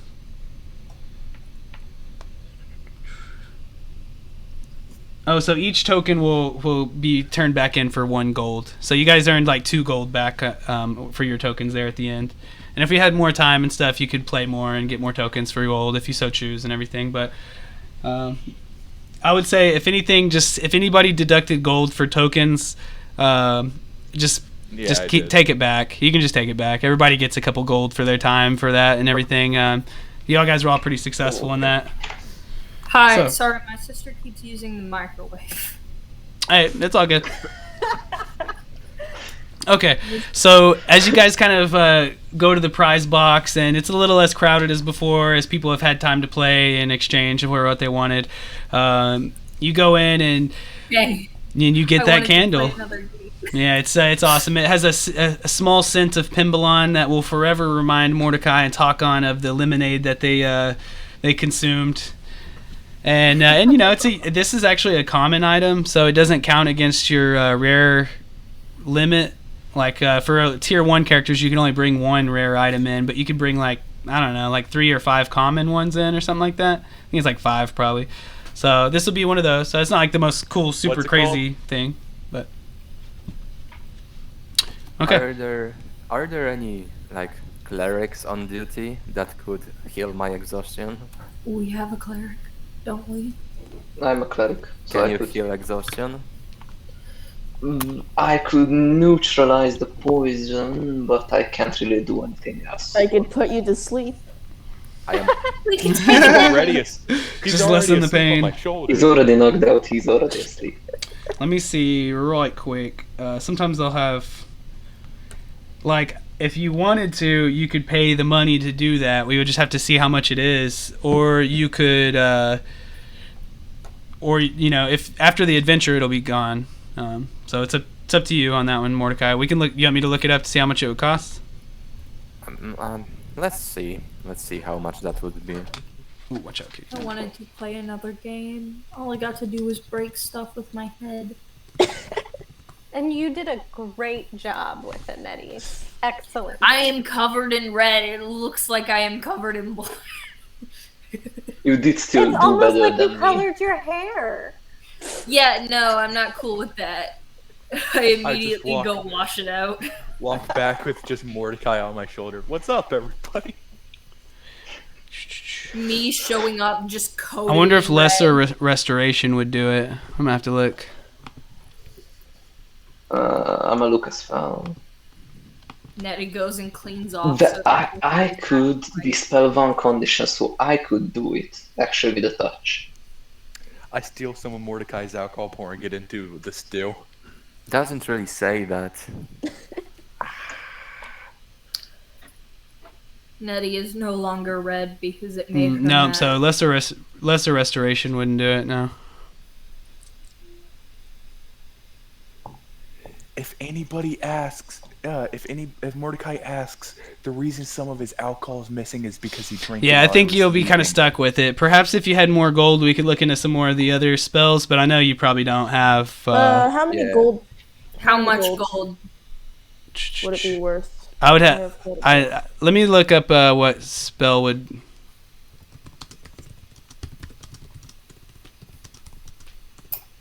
Because Nettie. Yeah, that's true. You do have some gold. So greater restoration can remove 1 level of exhaustion. Greater restoration. Got a little chart pulled up. Looks like that's a 5th level spell that would cost you, I think. So they're going to be indifferent, really. And then I don't know if it costs. Nope. So it would cost you 300 gold. If you could get a persuasion of a really good check or something, you might be able to bump it down to 150 or 200 gold. But even still, I mean, I'm good. yeah, it's a I'm lot. just gonna Sleep it walk off. it off. Sleep it off. I'm just Okay. gonna walk it off. Yeah. So you guys kind of regroup and start to be ushered by the crowd. Everyone's starting to get very excitable, and most people have been playing the games and enjoying it and some of the festivities and food and things like that. But all of a sudden everyone's it's time, oh, we're all going to the middle, we hear it's on the outside of town where there's more room, come on guys, hey, and you're almost being physically pushed by the crowd. They're kind of all sweeping you guys towards the portals that you saw earlier. And they've been changed to take you, instead of to Fort Beluarian, they're going to take you to a little spot outside town that's been set aside for, what you've heard about as being called the Middle. So without further ado, you guys kind of jump in there, and you come out to an area that the sun is starting to set out at the edge of the horizon, and you're in kind of like a festival ground. Kind of a blurred image I used there, but I tried to make it all oil painting and stuff, and it went all crazy. But yeah.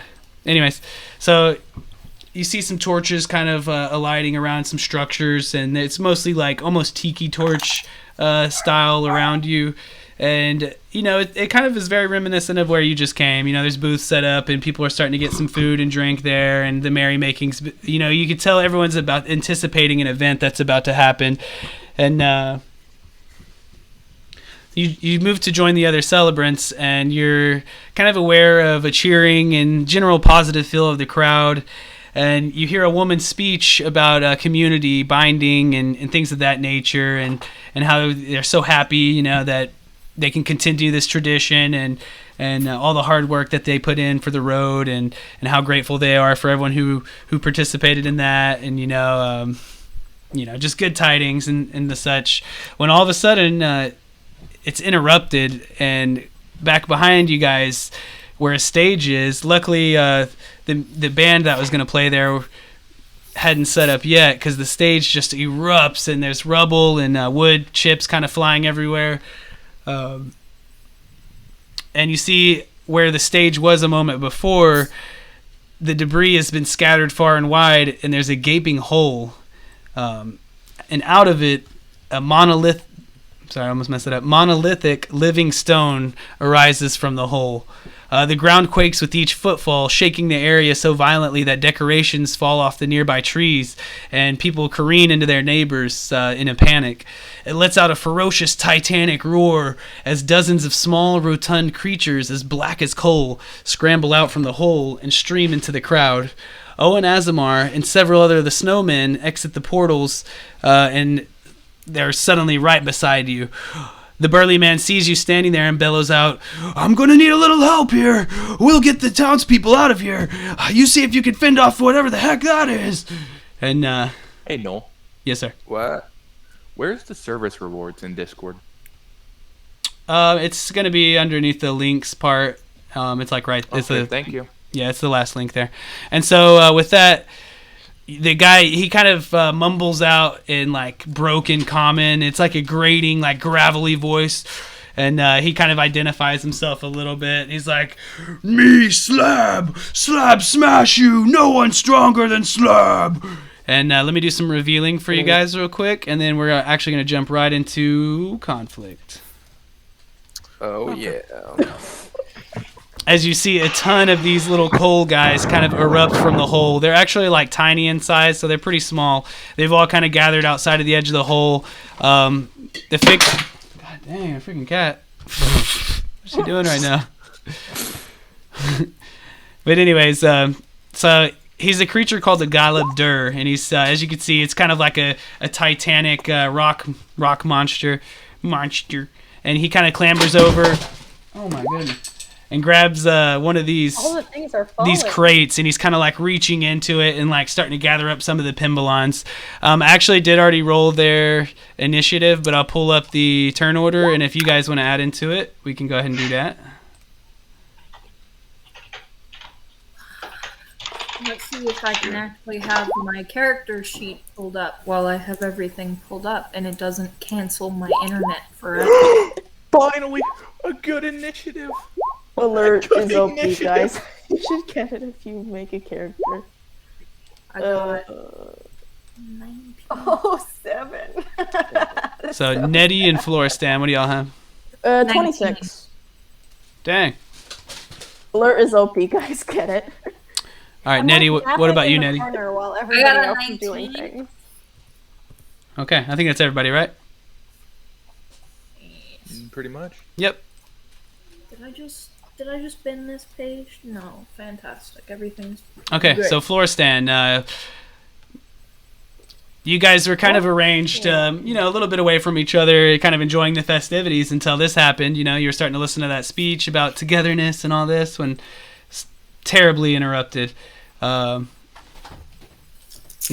you're free to act however you like. What is that hole in the back? So that's where the Galeb Dur had broken through, and out from behind him streamed out all those tiny little coal-like creatures. Oh, okay, got it. What should I do? What is the range for? Could I put them to sleep, potentially? Potentially. Okay, then. I'm just... What is the range of... how much is each feet? Is each square? Sorry. 5 feet. Got it. Okay, perfect. So, if that's so... I'm just gonna hide behind some of the crates and cast sleep on one of the clumps of coal monsters, so that way we don't have to deal with them later on. How many squares can I move? Let's see. Sorry about that. I'm trying to... I don't know why my cats are deciding right now to mess with all this stuff, but one more time, I'm sorry. Out there I'm were going coal to move monsters. myself right over here, and then cast sleep right around behind the boss rock thingy, so that Okay. way we could put all those coals to sleep. So then, rain. How much do I need? 5d8. Okay, so starting in a position where it would hit the rock boss monster first, and then kind of see what he could, which ones it could hit behind too. I think I'll start behind, since I think the rock monster is probably pretty tanky, anyways. Okay, where exactly do you? What's your range on the spell? Like 60 feet? 90 feet. Okay, so you can pretty much hit any of them. Where do you want to? If you do a long click, you can kind of ping a circle like that. Yeah. If you want to tell me Like exactly. somewhere around here. Okay, so it's yeah. Yeah. All right, go ahead then. 58. Let's see how much I get.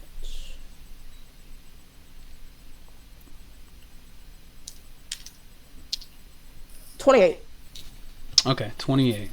Which point are you using? No, I'm trying to get them to sleep. Yeah, but like, where do you put the spell? Right over here. Oh dear. I got you. I'm starting to mark them right now. Just looking for the right one.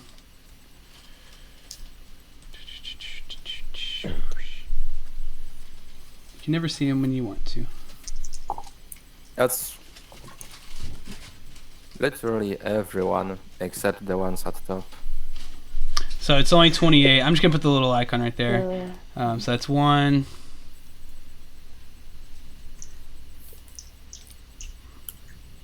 So it looks like you are able to get 3 of those guys to sleep. Okay. As a bonus action, could I hit the big rock with a crossbow? And am I hidden? You have a half cover right now, but you're not hidden. Got it. If that's so, I'm going to use that chance. No, I'm just gonna hit it with my longbow. Wait, what? With my weapon. Okay, so you're doing an offhand hand crossbow? Yep. Wait, oh, never mind. I'll just throw my dagger at it then. Okay.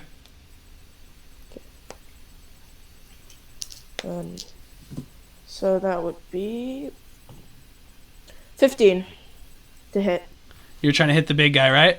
Yeah. Okay, so it lodges into the crate in front of him, and you kind of see the hilt of your dagger sticking out of the wood.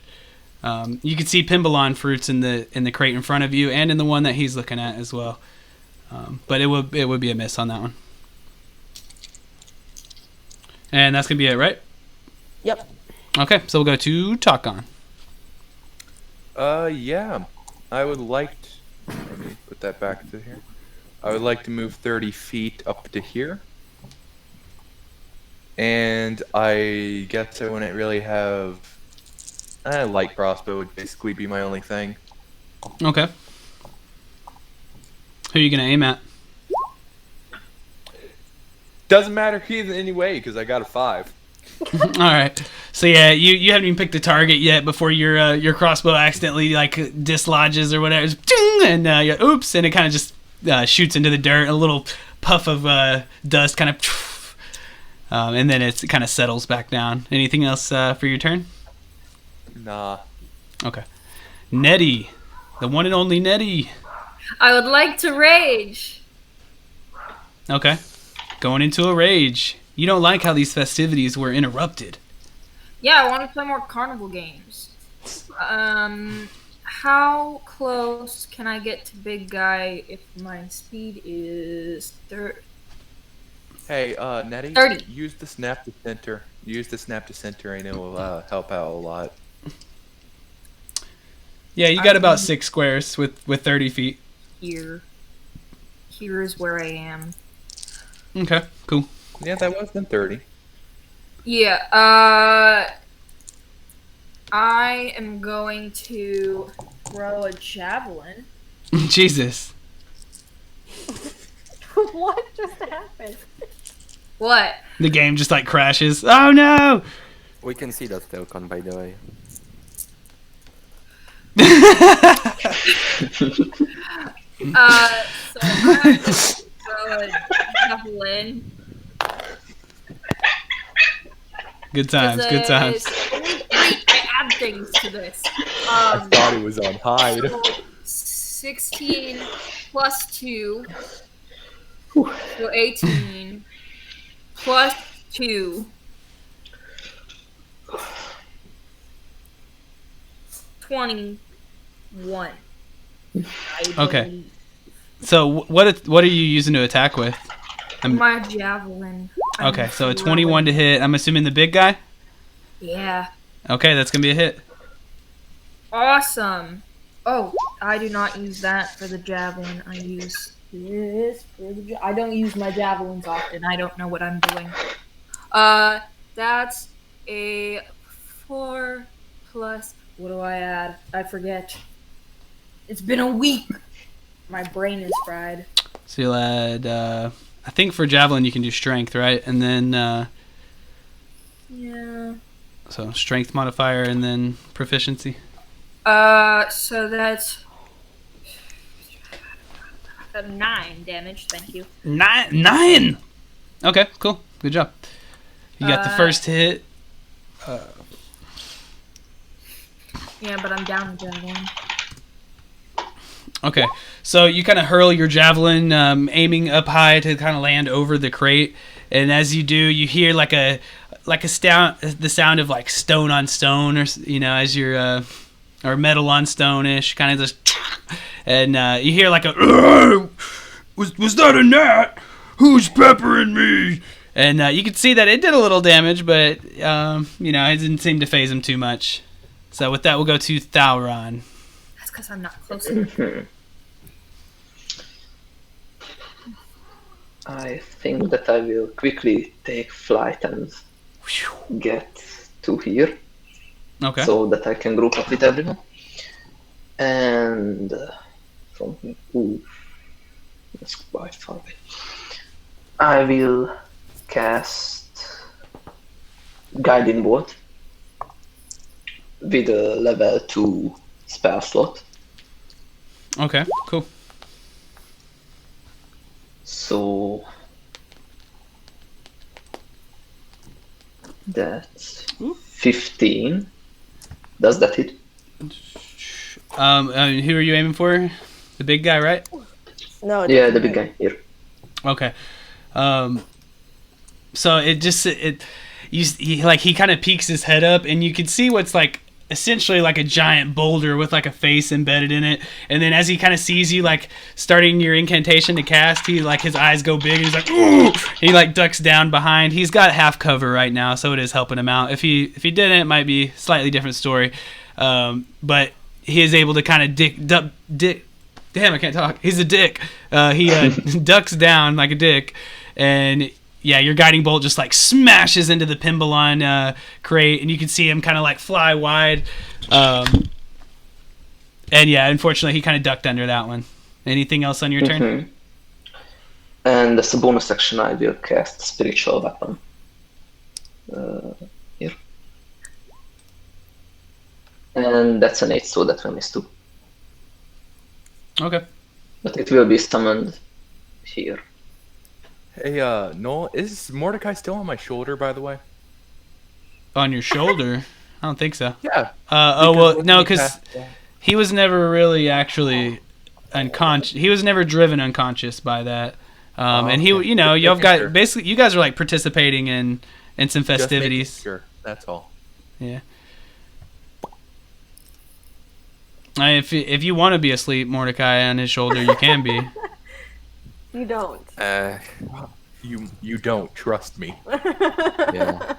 You Okay. might end up in the stew. A fitting end. Okay. So that's it for Thalron. You got your cool animated sword thing going there. Spirit weapon. Sounds pretty Yu Yu Hakusho. But okay, Mr. Galabdur's turn. So you see him kind of turn around the corner, and the first thing you see is embedded into his chest, I guess you would call it, kind of the center of his body, kind of glints out this like icy blue gem, and you can see how it's somehow been like embedded into his body. And with that, he kind of rolls himself up into a little ball, and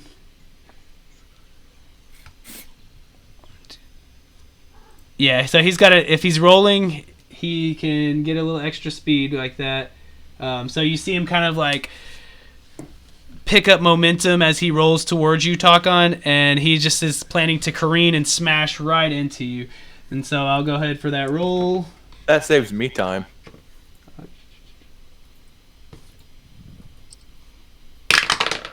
Okay, so I'm probably going to hit with a 23. Ooh. Yeah, that hits. Okay, so a couple things are going to happen as he just really just smashes into you very hard. So let's see.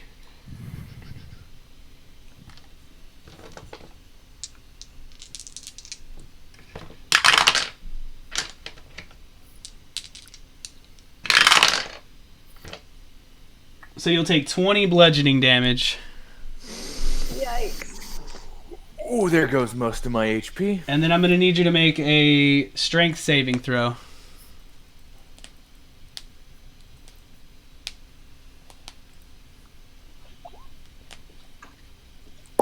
Rolling that one. Let's go.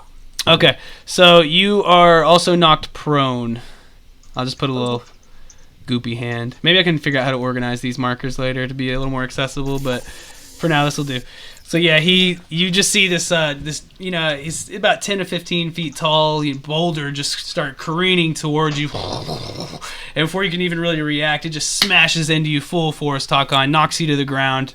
And with that, we're going to go to these little coal guys. They all start grouping up, and this is going to take a second, but this one goes here. Said he's 10 to 15 feet, right? How much does he weigh?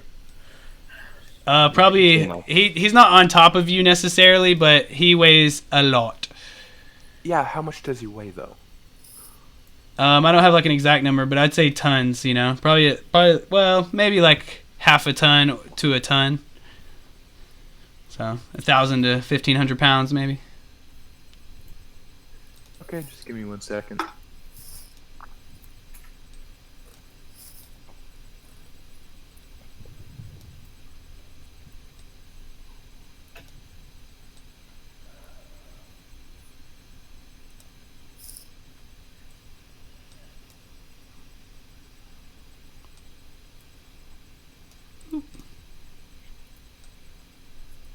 So as you guys can see, these little tiny coal-like creatures start to flit underneath the crates and lift them up, and it's like almost like they disappear underneath it for a moment. And that's about all they can do on their turn. But you see them start to go underneath some of the crates and like heave them up on their bodies. The ones that can't reach them are, clearly attempting to do the same thing, even if it's just over time, except for the ones that are sleeping, of course. And then we'll go to Mordecai. Appreciate the patience with that. Oh man, you're gonna hate me for that because I'm about to make you make so many saving throws. Oh, that's okay. So, these guys that I just marked, I'm Okay. using this magic item that I got from our last adventure, the Wand of Web. Yes. Okay, awesome. And all of them have to make a DC 15 dexterity saving throw.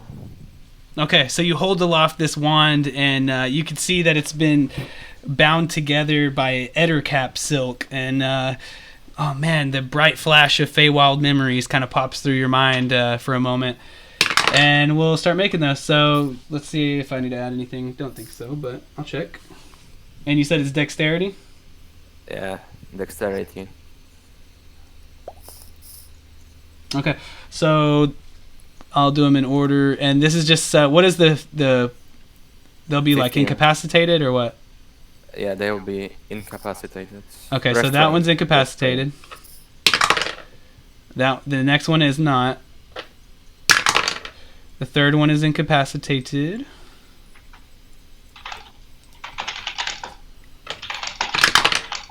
That one also will be incapacitated.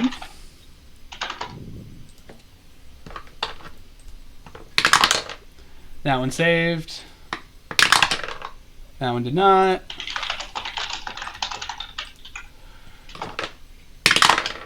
That one did not. That one did not.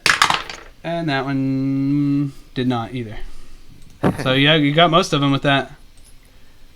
And they can't move, and they have disadvantage at saving throws. Okay, cool. And everyone has advantage on them. All right, so you just he holds the wand in a provocative position and just blasts this huge goop of web. Sorry. This is my kingdom come. Sorry, guys. Sorry. PC, of course. It's just web. But yeah, it just it slimes them pretty nice. It even gets in some of their eyes, and they're all pretty unhappy about it, and definitely incapacitated. So, good job, Mordecai. Very good use of that magic item. Makes me proud. So, sorry for my absurdity. Hopefully, no offense there. And we'll go to Liliana, unless you had any last-minute things there, Mordecai. Hold your horses, my friend.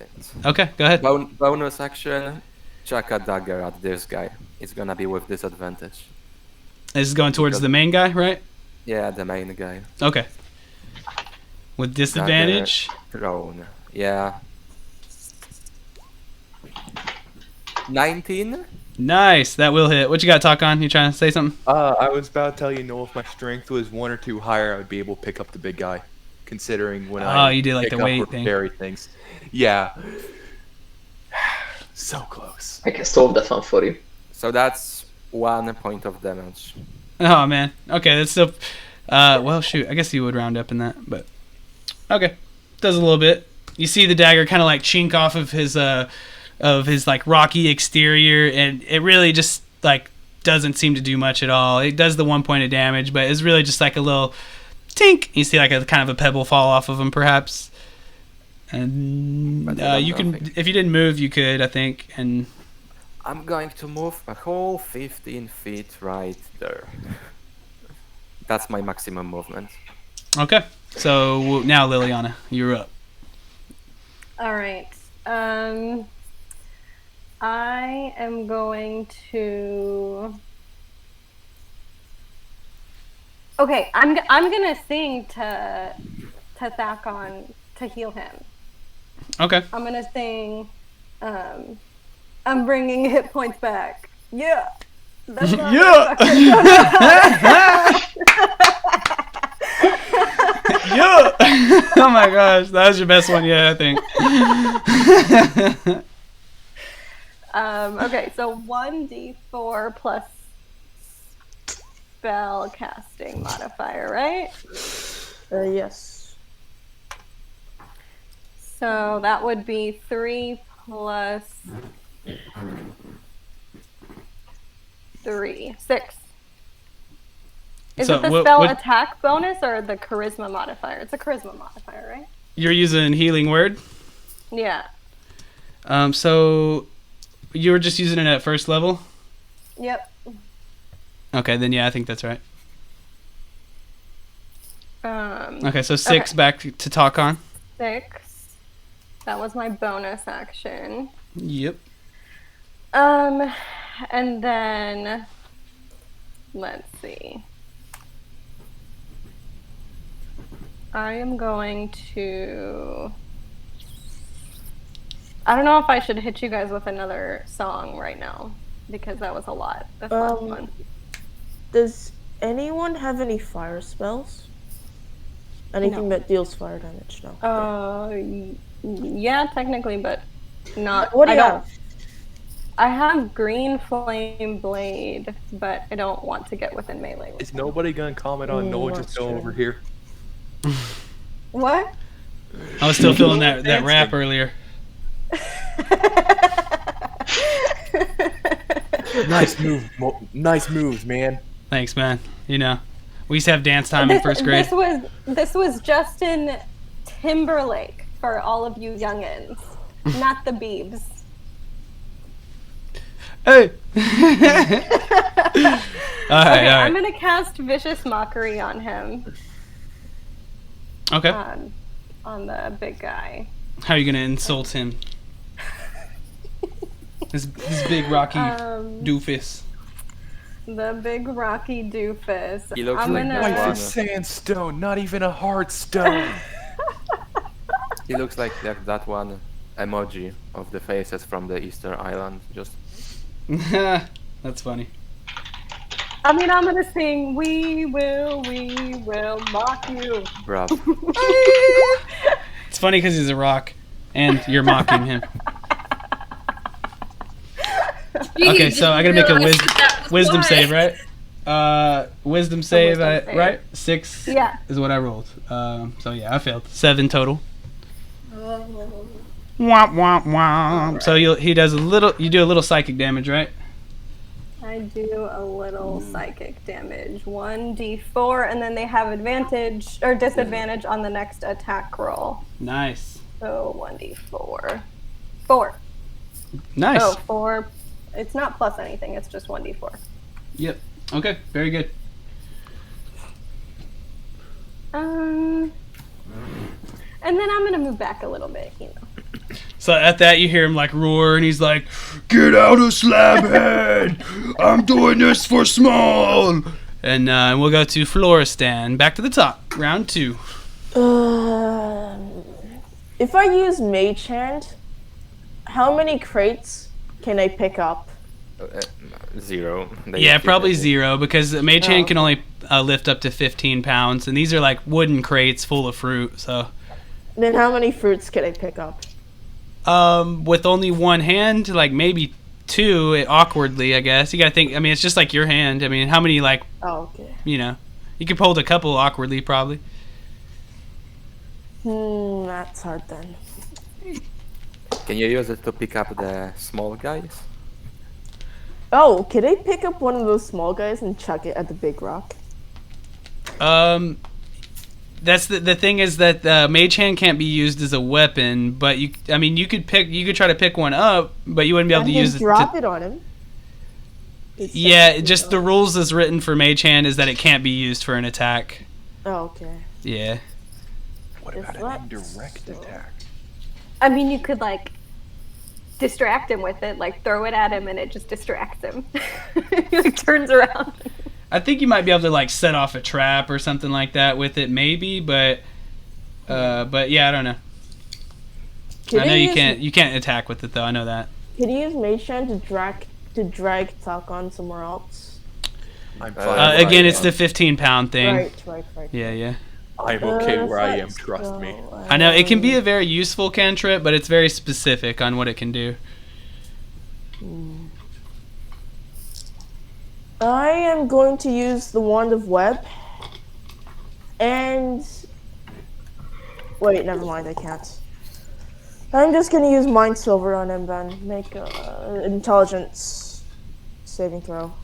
Okay, trying to sliver his mind, and I rolled a 1, so his mind is considered slivered. And that is a D. Sliver me timbers!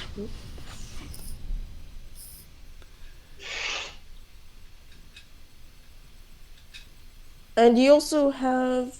never mind, so I'll just roll damage right now. That is 2 damage. And then, was there a secondary effect? Yes. When you get hit with Mind Silver, you subtract a D4 from your next saving throw. Ouch. Okay, so y'all gotta remember that as teammates. She kind of set you guys up. That's it for Floristan? Can I use my bonus action to attack it with a rapier? Let's see. You cast it... Or Right what- here is not light, so it can't be used in the left hand or the off hand. Yeah, I think that scimitar is the one that's gonna be light. Yeah. Okay. If Yeah, it has that's to- so, could I move away? Yeah, but you would incur the possible opportunity attack. Although, I think you'd still have disadvantage for that, since... If that's so, then I'm just going to move somewhere else then. Okay, I'm so going he'll for a try to attack. swipe at you, but, his emotions are heavy. I got a 15. Ooh. Okay, that hits. Okay, so that was with disadvantage too. It would have been a 19 without. So he's not going to get to roll at you, of course, like he did the other guy. So it's just a regular hit. And that's going to be 13 bludgeoning to you. Well, I died. Wait, no, I don't. I'm on 1 HP. It wouldn't be an insta kill. God. Oh god, that Drag the went table. so much. That went from- oh, Instant well, I died. So as you turn to run away from him, he bellows in like a dumb rage. And he's like, "Slab anger!" And he clips you on the back as you run, and it hurts. He's very heavy-handed. I'm just... You can move though still, however far. Yeah. Okay. So you retreat away, and that's gonna be it for you, eh? Yep. Okay. So talk on. You are prone, so it'll take half your movement to get up. Okay, yeah, that's fine. Okay, so you do I don't that. plan on moving anywhere. Okay, stand in your ground.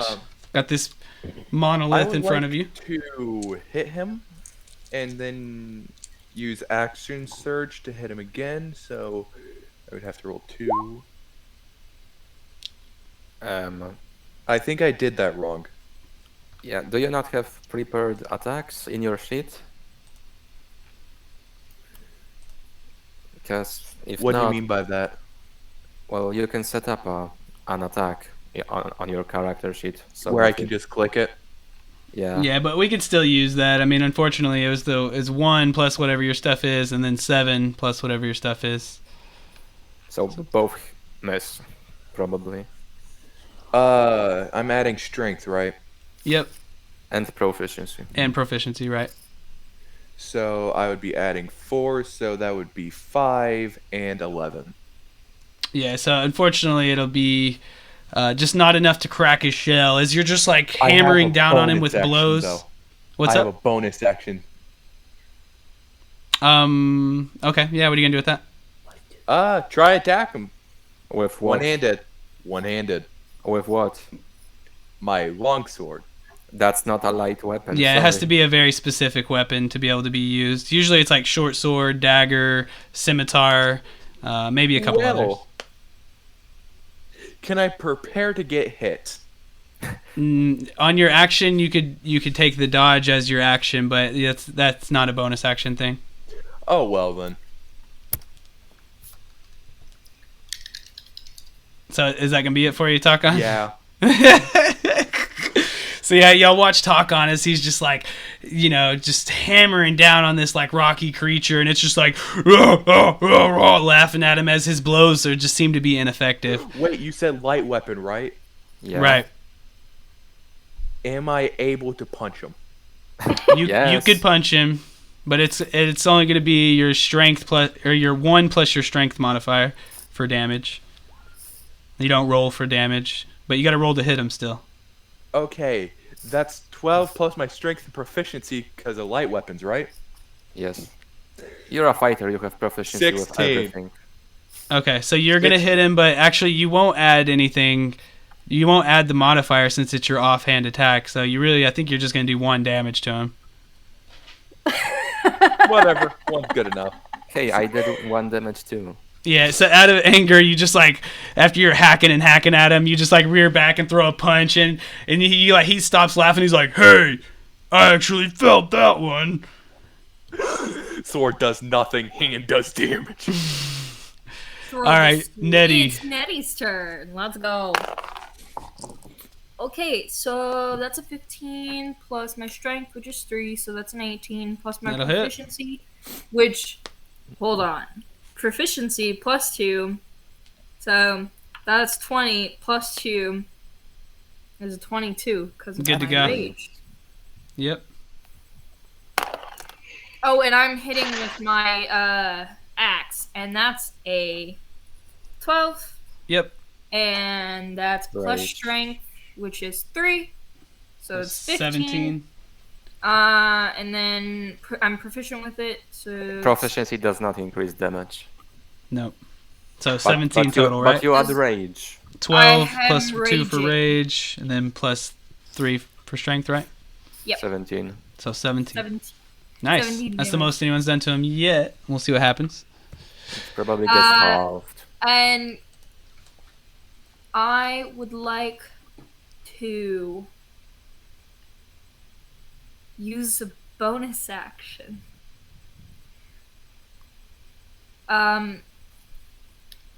To wait, which book is it? Back here, this one.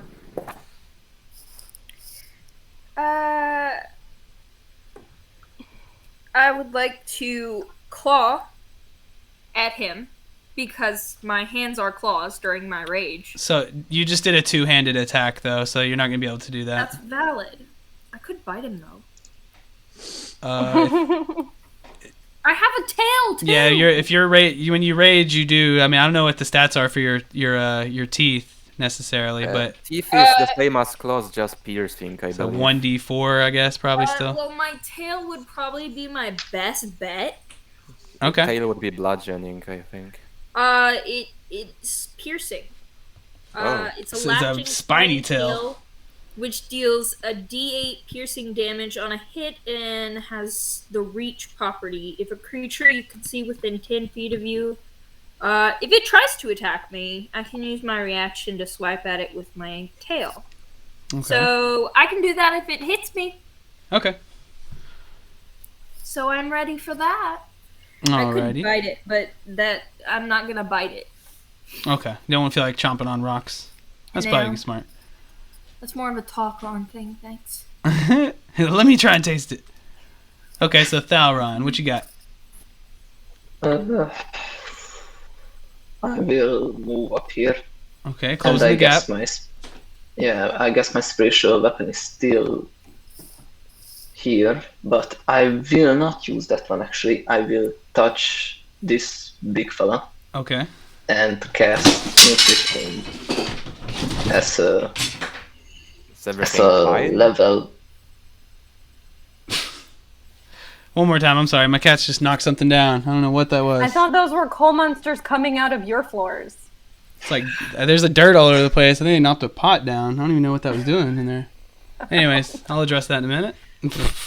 Sorry, I'm sorry, Thalron. What? You may want to heal one of the ones who's lower. Don't worry about me. I will do that in a second, but I will first try to damage this beast. Okay. With inflict wounds. That's Oh yeah. 16. Does that hit? A 16 to hit. That will hit. Yes. Okay. And that will be first level spell, so that 3d10 damage, and that's what's that? That will be 24 damage.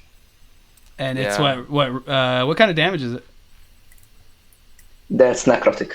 Nice. Wow, that's really good, dude. This is Thalron's greatest move yet, as he soars forward on his wings and reaches out, and you just see his hands sink into this. What before? I mean, y'all could barely even pierce it with your weapons, it seemed, but his fingers like sink into the rock as if it was clay, and you see the creature kind of go even more rigid, if that's possible for stone, and it's that hurts, Slab. And yeah, you hurt him really bad on that one. Okay. It's And 24, that's a right? bonus To action. attack me. That's- I really want to be attacked. So Same. okay, nice. You said you had bonus action you wanted to do, Thalron? Yes, that will be Healing Word Okay. and 1d47, so level 1 spell slot. That's 10 healing on. I guess I will use it on Takon. Okay, Takon, you got 10 more now, so I think that's 16 total you've gained, so that should help you. All right, and with that, it's going to be our big boy's turn, unless you had anything else there, Thalron. No, I don't. Okay, so big Talking boy. is a free action. Hit me, you dumb idiot. And you know I what? use Why that to not? my He will. advantage. He will try to hit you. Wish I could roll at you though, but I can't. So all right. Wow. Only 12. They hit me? Oh no, I'm so sorry. I shorted myself. 15. Yeah, that hits. Okay. So you feel Let me his get my D8. stony fist slam into you, and you're gonna use your reaction to swipe him back with your tail. Yes. Hold on. Applying a bonus to your armor class equal to the number rolled, potentially causing the attack to miss you. That's a 6 to my armor class. Okay. So that's a 14 plus 6 to my armor class. For what? It's my tail. If they hit me with an attack roll, I can use my reaction to swipe my tail and roll a d8, applying a bonus to your armor class equal to the number rolled, potentially causing the attack to miss you. Okay, that's pretty good. So yeah, as he does, he tries to smash you, and what would have been a surefire hit, you kind of are able to flip and meet it with your tail that sprouted when you raged. And yeah, it's almost like two lightsabers meeting for a second, like, who's going to be able to push each other back? And then you kind of win the battle and fend off the blow. And it does damage on a hit. Is this considered a hit, though? Is it one thing? No. Because I think that's if you're using it as a weapon. Does it say that? Because I would think you can either use it to increase your defense or to attack it back. Either way, it didn't hit me, and I'm happy. Okay, and you're Path of the Beast, right? Yes. Wait, what did it roll anyways? A 15. And then I got a +6 to my armor class, so I have a 21 for that hit specifically. I might need to take inspiration from that. Path of the Beast. Okay, yeah, so those are two separate things, really. It's like you can use it to attack, or you can use it to as a reaction, as a defense thing. So it's two different properties with that. That's pretty cool. Yeah, so very good. He does not hit with that, actually. And he wasted a turn. Ha! Yep. And with that, we'll go to the coal light guys. Looks like most of them can't really do anything, but a couple of them can. Yeah.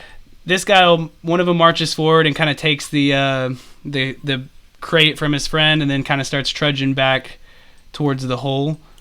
So he's got the crate with him there. This guy was right here, all gooped up, and that's about as far as he can make it. This guy's gonna do the same. You factored the difficult terrain in? Because it's everything there is covered in cobwebs. Yeah, I guess he would. He's gonna be like with his friend in there. These guys are tiny creatures, so technically they can both be in the same space. Let's see. This guy will.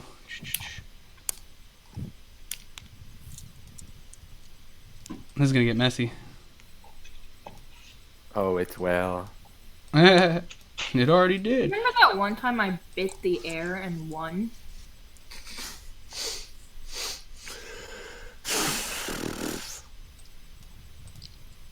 Yes.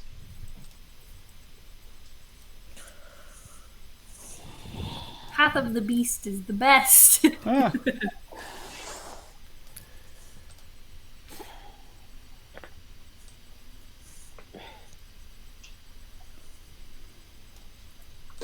Anybody else's Contempentium thing working? Huh?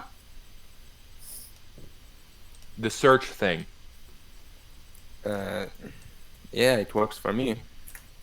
I might need to reload real quick. I'll be right back. Alrighty. I'm about to be finished up moving these guys. Also, Mordecai, Yes. could you cast web with the wand of web on the rock, dude? I'm gonna I set it on could. fire. I But- could. That's the thing. I'm gonna gonna set set the those web. fuckers on fire. All of them. Okay. But- It's getting a little messy there, but they're there and they're moved.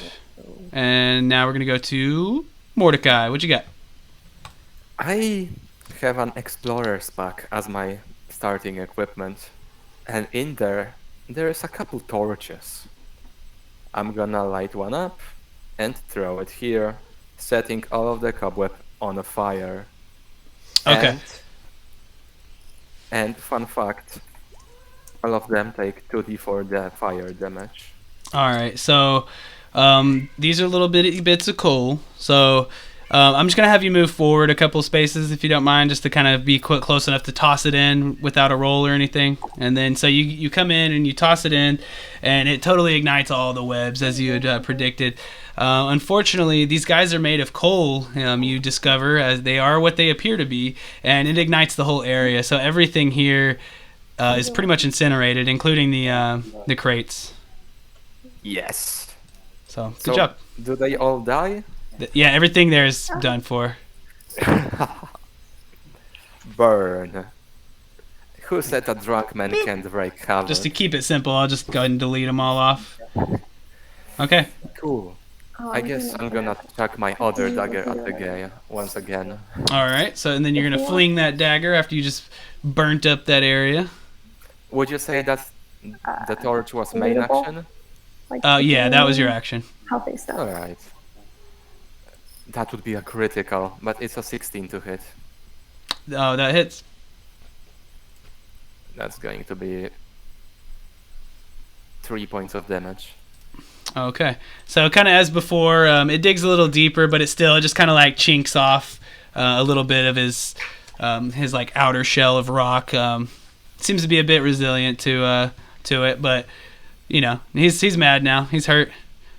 So one thing's gonna happen though, that you guys have kind of whittled him down enough to where you see that his the gem in the front of him that I mentioned earlier is a little more exposed, and you can see it kind of glint out at you after that attack. And so that'll be it for now. At me? Not at you in particular. It's just like it's been a little bit more exposed. Pointing at you. Yeah, not at you in particular, but everybody. Anything else for you, Mordecai? Is this gem they talked about that held the magic from the evil wizard? Maybe. Oh, someone's been listening. Alrighty, if you don't have anything left, Mordecai, we'll go to Liliana. That's That's from focusing me. more on the meatballs. Yeah, the meatballs. Okay, I'm gonna cast Hex on the big rock guy. Okay, it's a save, right? It's I think it's just a thing. Let me see. I Okay. think it just goes.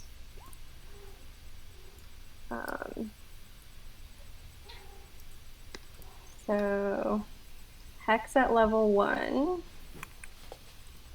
is place a curse on a creature that I can see within range.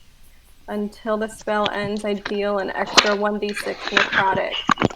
And then I choose one ability when Okay, I cool. cast it, and the target has disadvantage on ability checks made with that. So I'll choose Wisdom. All right. Not a whole lot of wisdom to lose, but he's lost it. Okay, so that was my bonus. And then I'm gonna move over here, and cast Eldritch Blast on him.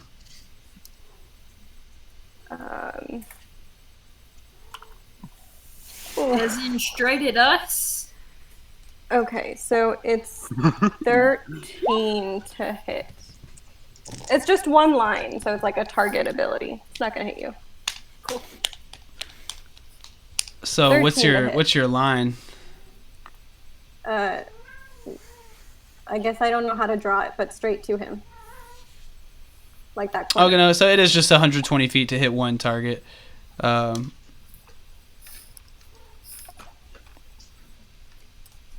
Okay, so you rolled a 13 to hit, and you're going for the big guy? Mm-hmm. Okay, so yeah, it hits him, but it just seems to kind of like splash over his surface, and the force damage just kind of like dissipates, and he seems to be unaffected by it. Is that a miss or? That is a miss. Okay, great. Make sure. Okay, that's my turn. Okay, Floristan. Who has the candle? No one? I mean, you're the first one who said something about it, so I guess you do. Oh, Wait, who had the most tokens earlier? I had You. one. Nettie gets the candle. I don't care. Whoever said anything about it gets it. I don't care. No, I mean, So if that you can would figure be out a way to use it lower. right now, then go crazy. But I mean, I don't know. Could I? Light the crystal on fire. Yeah. Okay. Let's do it. Wait, hold on a whole second. Yeah. Just real quick, just spitballing here. They said this place is a volcano and that the crystal was keeping the volcano from erupting. And So maybe don't Yeah, we shouldn't do burn that. We shouldn't do that. the crystal. Yet. So now, We'll figure it out if it's how are we right. gonna kill it then? Maybe we can rip the crystal out. Oh! Yeah. Yeah, and he will power down. Did I use Mage Hand to do that? Mhm. Or is that an attack? That's an It would take too much force probably to do that. This thing's pretty embedded. Wait, I need to look at something real quick. What should I do then? You know what? Fuck it. I'm just gonna burn it. I'm just gonna burn this dude. Okay, burn him up. You're gonna come all the way over here Could I just with your chuck- one hit point? Yes, I will. Yes, I will. Do There's a giant hole in the ground. We're on a volcano. if I So you're not on a volcano. You're just kind of on the outskirts of town, from where you were earlier. Just if I chuck the candle at it, which is on fire, then will it actually do something though? That's the thing. I would probably just consider it an improvised weapon, and then maybe roll like an additional D4 for fire damage if it hits. But If that's so, then I'm not gonna do that. okay. Could I add fire damage onto my dagger using the candle? No. I'm just gonna use Mind Silver then. Okay. Great minds think alike. Thinking about the same stuff. And then after that, I'm just gonna throw a dagger at him. Hey, in a second, I'm gonna have to leave. By the way, not like fully, just for a second, but Okay.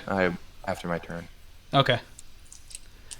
So I'm going to roll for dagger right now. Let's see. That does not hit, and I am going to Yes. and I'm going to Sorry. just take cover. Okay. So you missed with the dagger. You said you were gonna do Mind Sliver. Yep. Okay. So what? Intelligence saving throw. I got a 11. And I don't think that will hit. So one moment.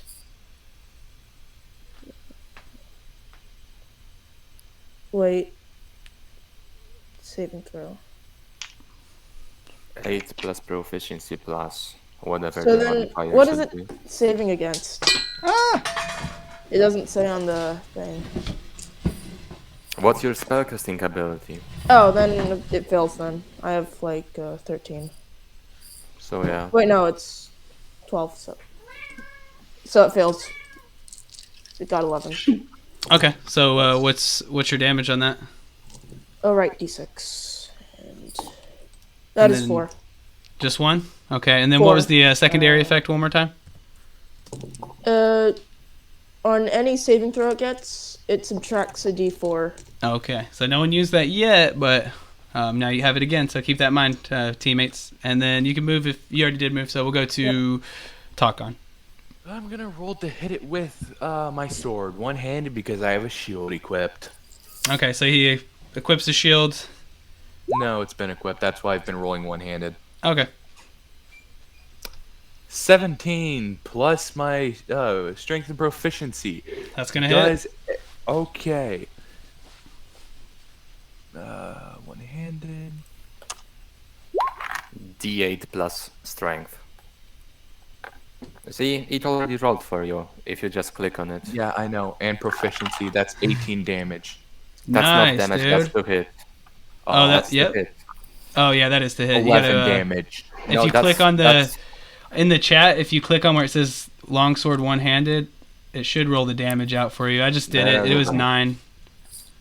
I clicked longsword one-handed. And that rolled to attack. And then, if you hit, Oh, on the you roll chat, for damage. on the actual chat, if you click where on the longsword one-handed, it'll pop out the damage. Oh, okay, thank you. So 9 damage. And Okay. with that, I will be right back. Okay, cool. Okay, so one thing's actually going to happen to him that will fill him back in when he goes. I understand he had to. If you got to go, you got to go. But when he hits him, slab, he kind of bellows out, and you see him kind of like thrust his chest forward, and the orb lights up, and it's going to end up kind of reflecting back onto Talkon. Honestly, I don't know if he's going to be able to take this. Sorry, I'm trying to get my freaking. Is talk on going down? I'm back. You're going down, dude. So the freezing gem embedded in his I just torso reacts after you hit him, and some cold damage comes blasting back towards you. Looks like it's going to be 5 cold damage to talk on. Okay. Okay, and then we're going to go to Nettie. Nettie's gonna hit again with my great axe. Okay, that's a 13 plus 3, so 16 plus 2, 18 plus 2. That's going to hit. Yep. I'm not good at math. Oh, it's okay. If I hear you already, You may not believe me, but that's the dice roll. if you hear it, or if you say something over what it already is, I'll probably go ahead and be like, you got it. But okay, you got 12 plus what? 14 plus 3, so 17 again. Nice. Yeah. Okay. So at this, you end up cleaving off like a huge section of his rock, and it kind of like boom, like slams to the ground next to you, and he's like his bellow of rage turns into like a little bit more of like a whine of like that make him lose. pain. What? You gonna try to pick him up? Yeah, you might be able to. You might be able to on your turn. Pick him up. All right, so Nettie, anything else for you? If half a ton is 1,000 and she clobbered off a large portion, how much weight did he lose? We'll see on your turn. But Nettie, do anything else? Can I bite him? So offhand attack, basically to try to bite. Yeah. So you'll do your regular attack, and then it'll just be whatever the damage is with no modifiers. Does my rage count towards it? I don't It think. should. It should. Let me see. I had that pulled up just a second ago. Let me see.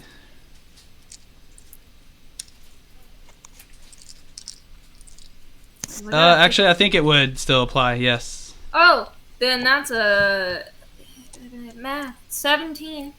That'll hit him. You're able to get a chomp of that rock. Okay, and that's a D8.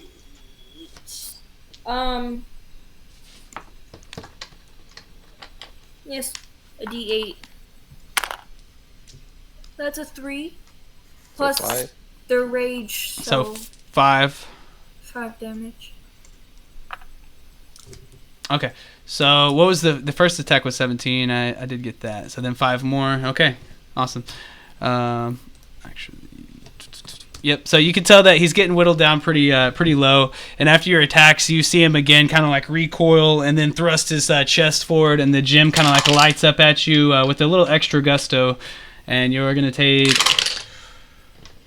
10 cold damage to Nettie. That's perfectly fine. I am barely hurt. Okay, and then you could move if you like, or we'll go to Thalron.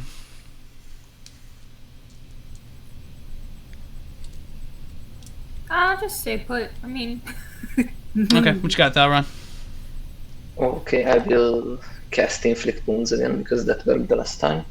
And Okay. that will be 16 to hit. That does hit. Okay, and that's a level 2 cast. That will be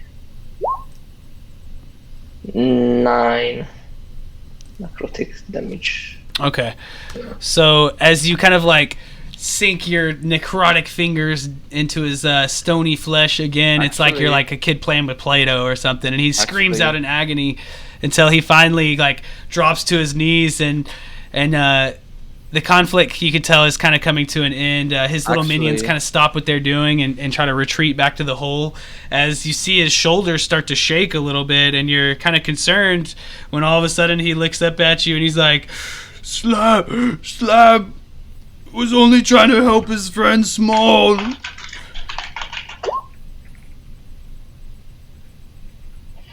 I didn't want to hurt anyone, but my friend is sick. He needs the fruit. Slab, try to help him. Please don't kill me. Well, you're kind of a dumbass. Wait, you're not trying to hurt anybody, yet you did 20 damage to me. Well, it didn't seem like you were gonna let me take the fruit. You could have You asked could have nicely. bargained. Yeah. Not roll and do 20 damage to me. Well, you know, most No. people just kind of attack me on sight. Noel, What's up? I actually dealt 21 damage at night 9. Okay, so he's like an inch from death. You pretty much nearly Okay. killed him. I mean, he's only Try to alive by your correct it. mercy right now. Go ahead, Takan. What you got? Can we keep him as a pet? Yes. So- He's a Choking little into bit. yours He's too too. big and sentient. What to do keep- you mean? But you never know. He might be of some use to somebody. So your friend, where's your friend? We have a cleric, maybe they can help. Help! You want to help? You won't kill Slab? Yes, we will help you. Okay. If you don't And he try kind of like anything, if you shambles try as well as anything, he you don't get can. the stew. He's kind of broken up and stuff, but you see him go to the hole, and he extends his hand deep down in, and he pulls out like a little cage with slits in it, and he walks it over to you guys and kind of opens up one of the slits a little bigger, and inside you see coiled up a little fire snake, and it's very motionless, and it's kind of, you can tell it's alive, but it's kind of just chilling there. And you see Slab kind of like have the equivalent of a tear. It's small, he's sick and I can't touch him. You see him try to like reach in and grab, but it seems to like hurt the animal. And when he does so, the gem on his chest kind of like flares up real bright, and he's, oh, I can't even hold Small. That's because you do cold damage, idiot. It's Master Uten's fault, Almost killed but two of what my can I friends, do that's why now? you're being so mean. Can I heal the snake up? Probably we've. Well, the snake is, it's kind of special. My master was an old wizard, and he would kind of experiment on us. That's how I got this thing in my chest, but he was doing these experiments on the fire snakes to make them where they would live forever. So many of them were killed, but Small survived it, and he doesn't move much, but it seems like it worked. You also notice as you look at the creature that the fire ability that those the fire snakes usually have. This one seems to be almost stripped of it. Like it has a little bit of it, like to create a glow, but not much. And that's where you can see where kind of his cold touch from is kind of hurting it. Mm-hmm. We can take care of the snake. Well, Can the we ask him to Pimbalon let the fruits. snake out? What? Can we ask him to let the snake out of the cage? Well, Small's sleeping. And he like opens it up, and you can see that it's like the magic experiments that were done on these things.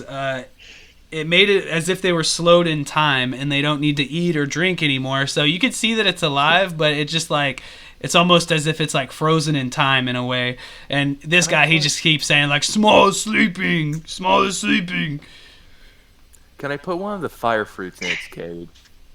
You see it kind of react to it, and it like eats some of it, and it like shuffles around a little bit, and it gains some semblance of normalcy for a moment, but it's kind of short-lived.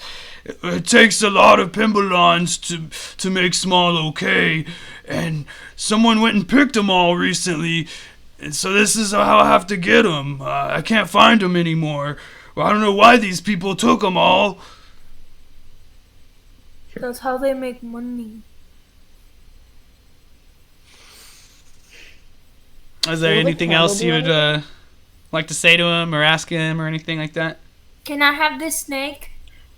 No, Small's my only friend. I love him. See? Yeah, we but you kill him, can't can we touch get him, the and you're snake? slowly killing him. Well, that's why I give him the Pimbalons, and I just don't touch him, but I wish I could. Can I roll perception to, like, say, if I take care of him, can I have him? Persuasion, he's pretty steadfast on that. This is like his only companion. He's, no, I would rather die than give up Small. I'm sorry. But please don't kill me. Being Wanty, can I communicate with the snake? I'm just gonna pick my dog. You can try, and it's almost like if you were trying to speak to like a tree or something. Like, you know it's alive, and it might even have some weird form of sentience underneath there somewhere, but it's like it's the way that it would communicate with you is like a drip feed, you know? Okay. It's just frozen in stasis. But as you guys are kind of starting to think about how to help him, you notice that the festival goers around you are starting to return now that everything's kind of calmed down for a moment, and they don't seem to be too happy about the Galabdur kind of cowering there, and they're starting to look pretty angry. A few of them are shouting like, "Hey, he's the one who ruined the festival! Let's get him!" You know, they're all kind of starting to get ready to attack. If you guys would like to kind of calm them down, you could try a performance, deception, or intimidation roll of your choice. I would like to Intimidation, please. I can Yeah, roll with intimidation, bonus. please. And can he use Wait. What's going prestidigitation on? to make to boost it? So everybody what's can do going a on. roll, and we'll do a group check. So you can pick any one of those that you want out of performance, deception, or intimidation. What's going on? Please explain to me. What are they trying to do? You're trying to calm this crowd down because they started to gather around, and it looks like they're about to kind of start a form of riot about Slab here. Like, hey, he ruined it. Hey, I've drank a lot of alcohol, and I'm feeling very angry. I'm gonna Bruh, say, same. I'm gonna say, you just saw what we can do. You better stay back, or we're gonna do it right to you. And I rolled a nice 15. For Okay, how about you, intimidation. Florstan? Firstly, could I use prestidigitation to boost? You could, but we're just doing a group check right now, so let's just have it out I as just normal. got a 14 in total. Okay, that's good. How about you, Mordecai? I split it up. I'm too drunk to do anything. I'm just watching the fire. Yeah. Oh, you're just gonna hang back and not participate? Okay, talk on. How about you? I rolled a 10. Okay, and Thalron? I'm as my performance up. Okay, you're gonna use performance? He got a Yeah, but it was a 3. Okay, and how about you, Liliana? I got a 14 after using my inspiration. Okay, so unfortunately, it just they kind of were listening to a couple of you, but Mordecai. they just Okay, you weren't can able I use- really to coax them out of their anger. and- Wait. I nudge Mordecai. Mordecai. Can persuasion be used? Persuasion? Yes. Yeah, Yes. performance, persuasion, or deception are all okay. That's a You 10. got a 10? Okay, That's okay. so unfortunately, like the amount of the combat that you guys went through was pretty explosive, with like the fire burning down a lot of the crates, and then it lasted a little while too. This is like minutes of like explosions and fire and spell casting and all these kind of like pretty crazy things for these townspeople to see. So they're pretty like emotional at the moment, and it seems like they're getting very close to like initiating conflict with you guys. They're all up in arms, kind of starting to surround you. Slab is just really hurt at this point, and he looks like he's ready to defend himself, but he's kind of like looking at you guys for support. You guys can try again. Okay, I Should I will put roll them for I'm gonna say persuasion. back up again very loudly and I'm gonna say if none of y'all back up, I have no issue killing you. Got a 22 on intimidate? intimidation. Nat Okay. 20 on both. So as Nat far as putting 20 them to on sleep, both. you probably wouldn't be able to put everybody to sleep, and then that would most certainly initiate conflict. I could got a also 17 though. put some to sleep. I also got a 22 on intimidation. Not a nat 20, but I got a 22. 17 Okay, how about on you, Florstan? intimidation. 17. And Mordecai? You can, Persuasion again. yep. Okay. That's a 6. Okay, talk on. Fine. You tried. I rolled a nat 20 on both, so 22. All right, and Thalron? I rolled a 16 in persuasion. Very good. Liliana? And it's not with advantage, right? No. I got an 11. Okay, so this time the group was a success in general. You had enough successes on that, so good job. Hey, it doesn't always happen the first time, but as they're kind of like pitchforks and torches raised at you guys, Takon's voice rings loudest, like, I will kill you! And he holds up the stew, and you see like a skull kind of rise to the surface of the stew. But Man, yeah, so the people that tried that stew are really gonna get messed up now. he's like, you eat the stew now! Every one of you. Okay, so the crowd seems to be placated, and some of the people kind of mill about, ready to like act if they need to. And at that time, you see Owen kind of reappear back through a portal, and he's like, "Oh, okay, we got most of everybody to safety. How are you guys doing here?" Oh, we're good. We figured it out. Everything's good and calm. You know anything about fire snakes? I'm not sure if I do. Yeah, well, they need the fruit to live. He was trying to help his friend, doesn't excuse his actions. However, that is the reason. So he's kind of goes quiet as he's like contemplating that, and in his silence, Slab kind of speaks up again, and he's like, "One day, when Master angry, he tried to kill Fire Snake, but Slab kill Master. It accident. Master old, weak. I push gentle, but Master fly far." He then pauses and kind of shudders. "Slab only try push Master, but Slab hit Master. Master fly across cave, slam into wall. Then Master get up. Slab think Master okay, but Master not see. He not see. Master get up, he okay. I thought he okay, but he not see. He not see the lava pit. He walk right into it and burn up."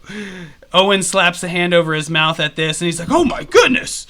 Sorry, there must be some dust in the air. Terrible thing that about the lava." And then Slab kind of speaks up again, and he's like, "Fruits make warm and small cold. Small, only need little fruit, but it's sour fast. That's why I need so much." And then you see him again try to like comfort Small, but when he does, the snake just kind of like squirms like in slow motion and squeals as if in pain. "I can't touch Small." And then go ahead and roll me an Arcana check. Whoever wants to be, we'll do it a group check if more than one wants to participate. Okay, 19. Nat 20 minus 1, so 19. Damn. I shall not participate. Okay, so we got two. Anybody else?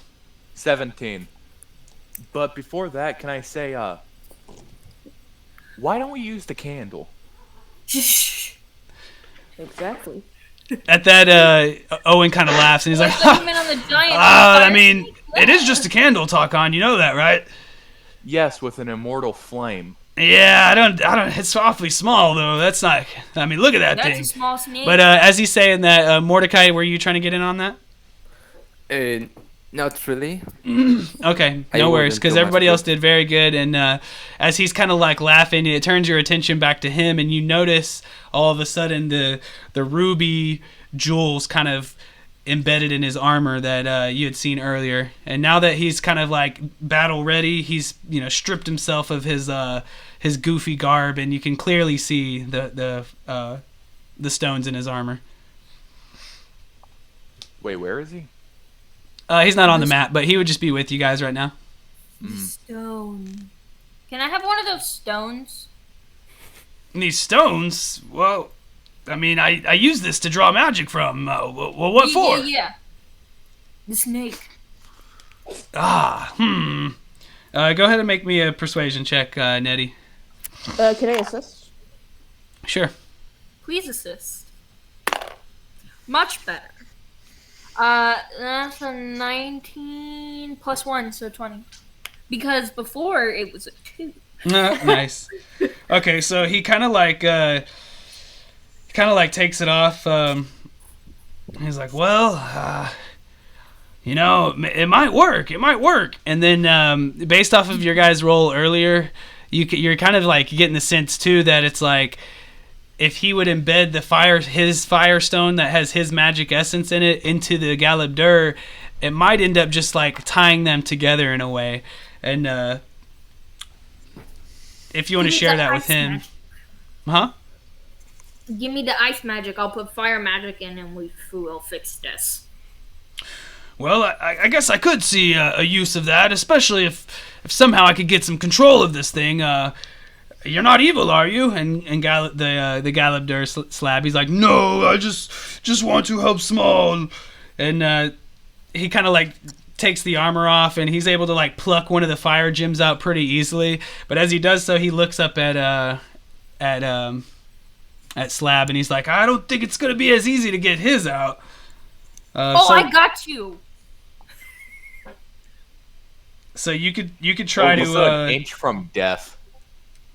Keep that in mind. it'd take like a sleight of hand Oh, check. can I do Of that? course, then. The resident Yeah, rogue. I can do a sleight of hand too. Okay. Or I can assist, I guess. Go I ahead. can assist you. All right, you got some assistance too. I will assist if there's Eh. two doing it. Yeah. Please help me. Please help me. I help. Thank you. You helped me earlier. I help you now. Oh, both these rolls are pretty bad. I got an 11. To be I fair, can help. All right, so you had an 11 with modifier and everything. In total. With advantage. Okay, so it takes you a minute and a little bit like longer than you thought it would, and everybody's kind of like looking, like wondering. Some sweat starts to go down, and you're like, after a minute, you hear like a chink, clink, clunk, ka-chink, and you're like, oh, I think I got it. But when you hold it up, it's like in two pieces. But you did manage to extract it. you broke the ice crystal. So prying out the blue gemstone does not result in any immediate reaction, but when you guys insert the fire gem, it certainly does. A blinding flash of light explodes from Slab's body as the last lingering vestiges of cold magic are ejected outwards and into the air. It seems to shimmer and crackle as the cold magic coagulates into a visible shroud of snow and slush, then rockets skyward. A blaze of brilliant white erupts in the sky and quickly dims to a glowing red glare. From Slab's chest ruptures orange flames that spiderweb all over its body like fissures.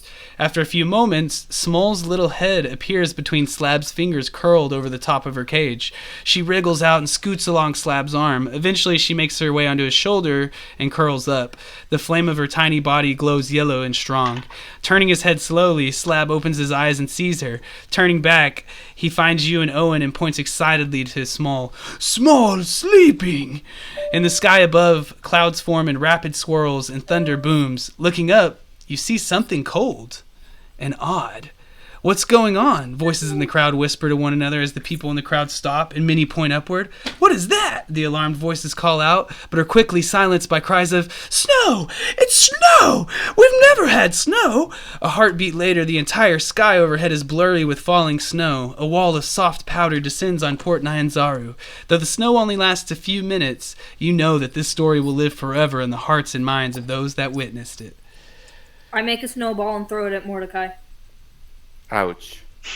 Dun, dun, dun, dun, dun, dun. You know, And so at that, Owen kind of strides forward and he's like, well, this wasn't a normal celebration, but I think we might be able to carry on as usual now, and it's all thanks to you guys. I think I have just the thing to offer you, too.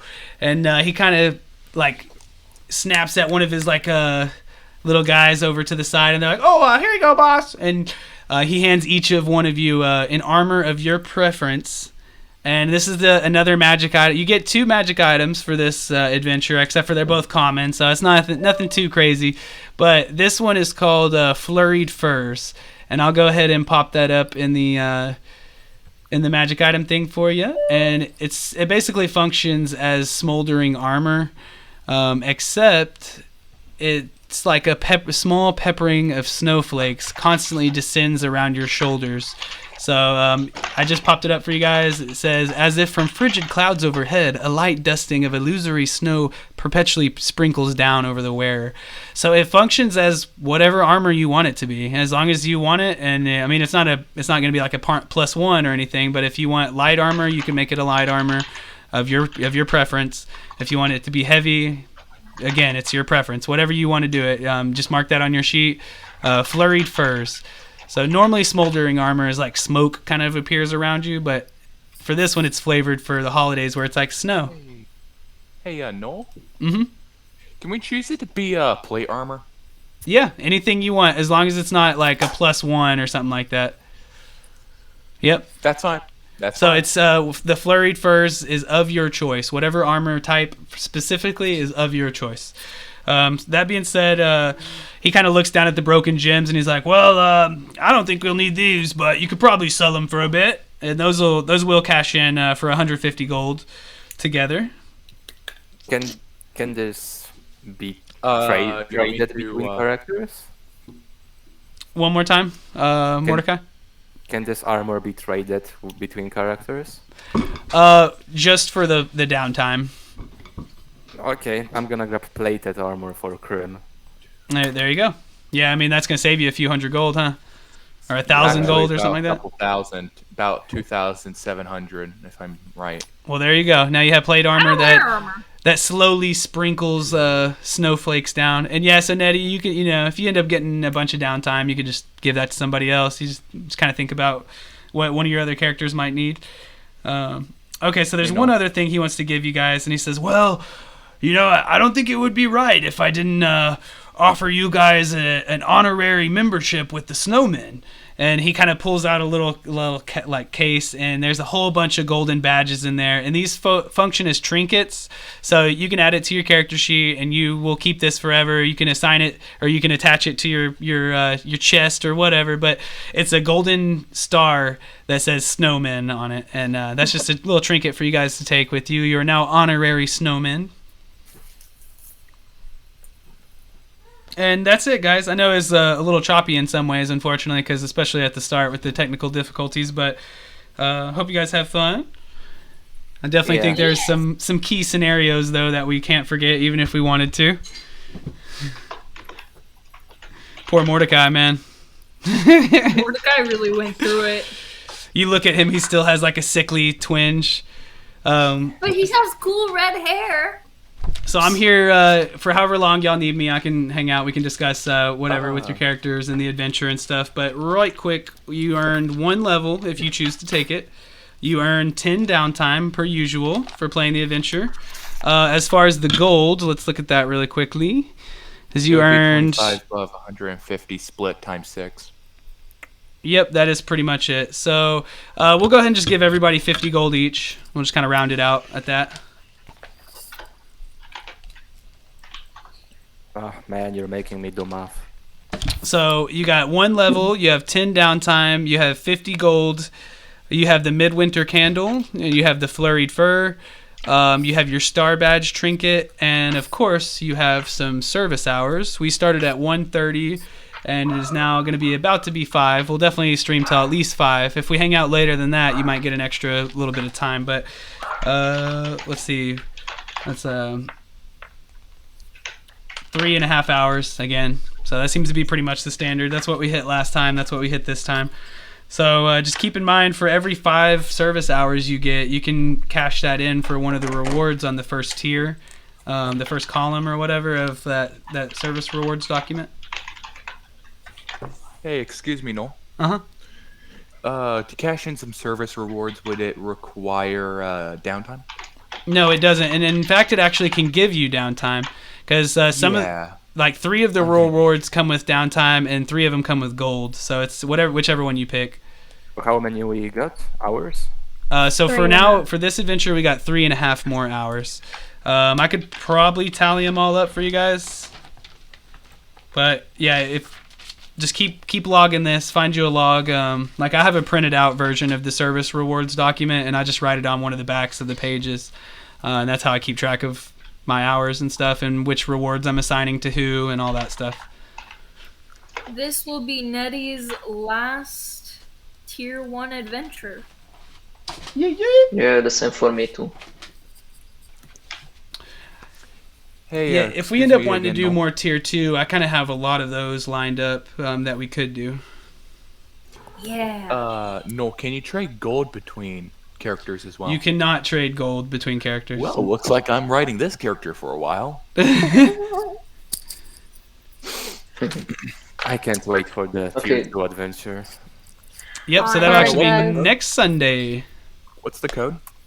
Oh yeah. So the code is going to be kind of simple on this one. It's DDAL 00-04. So once again, that's DDAL 00-04. Once again, it's called Winter's Flame.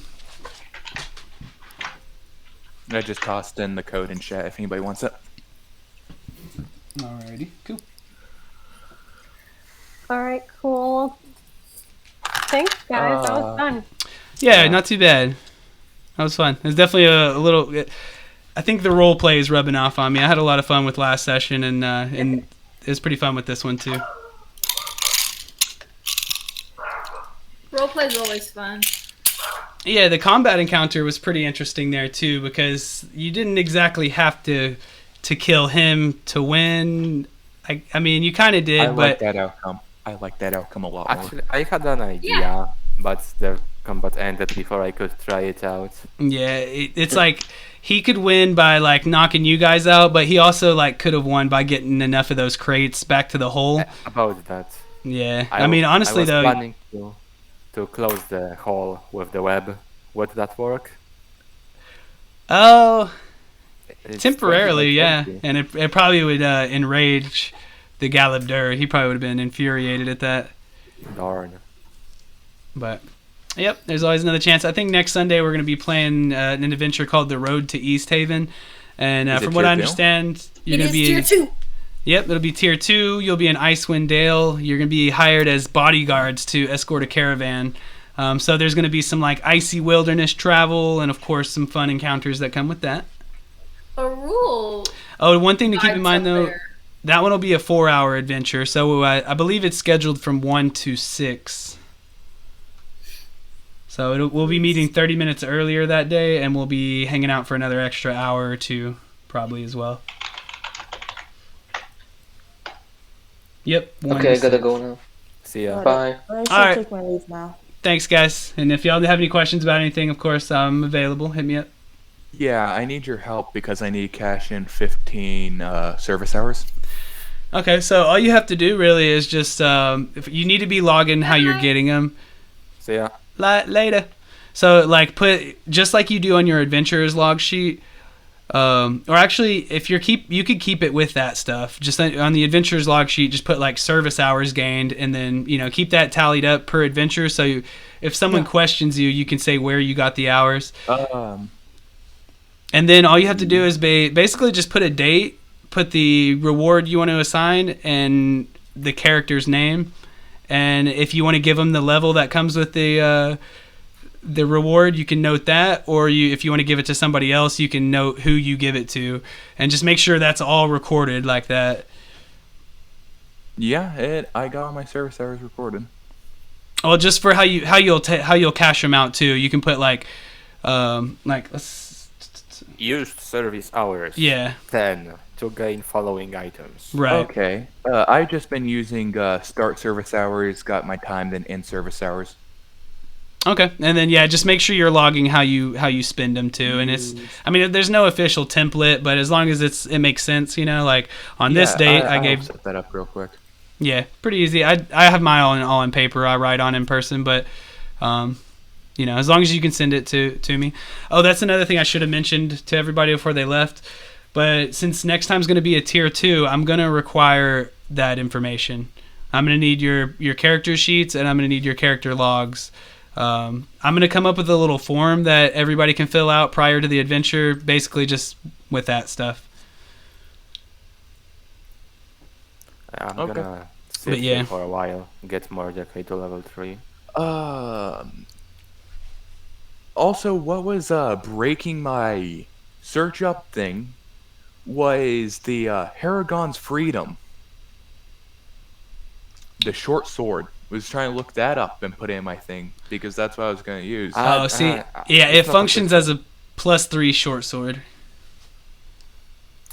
Okay. It has an extra ability attached to it, but it still functions as a +3 short sword. But keep in mind, that's the final tier of rewards, and I don't think we will reach it. yeah, you'd before have to this start season doing ends. some DMing if you want to get that far, because I'm about to be on the final tier of rewards, and that's after 5 games.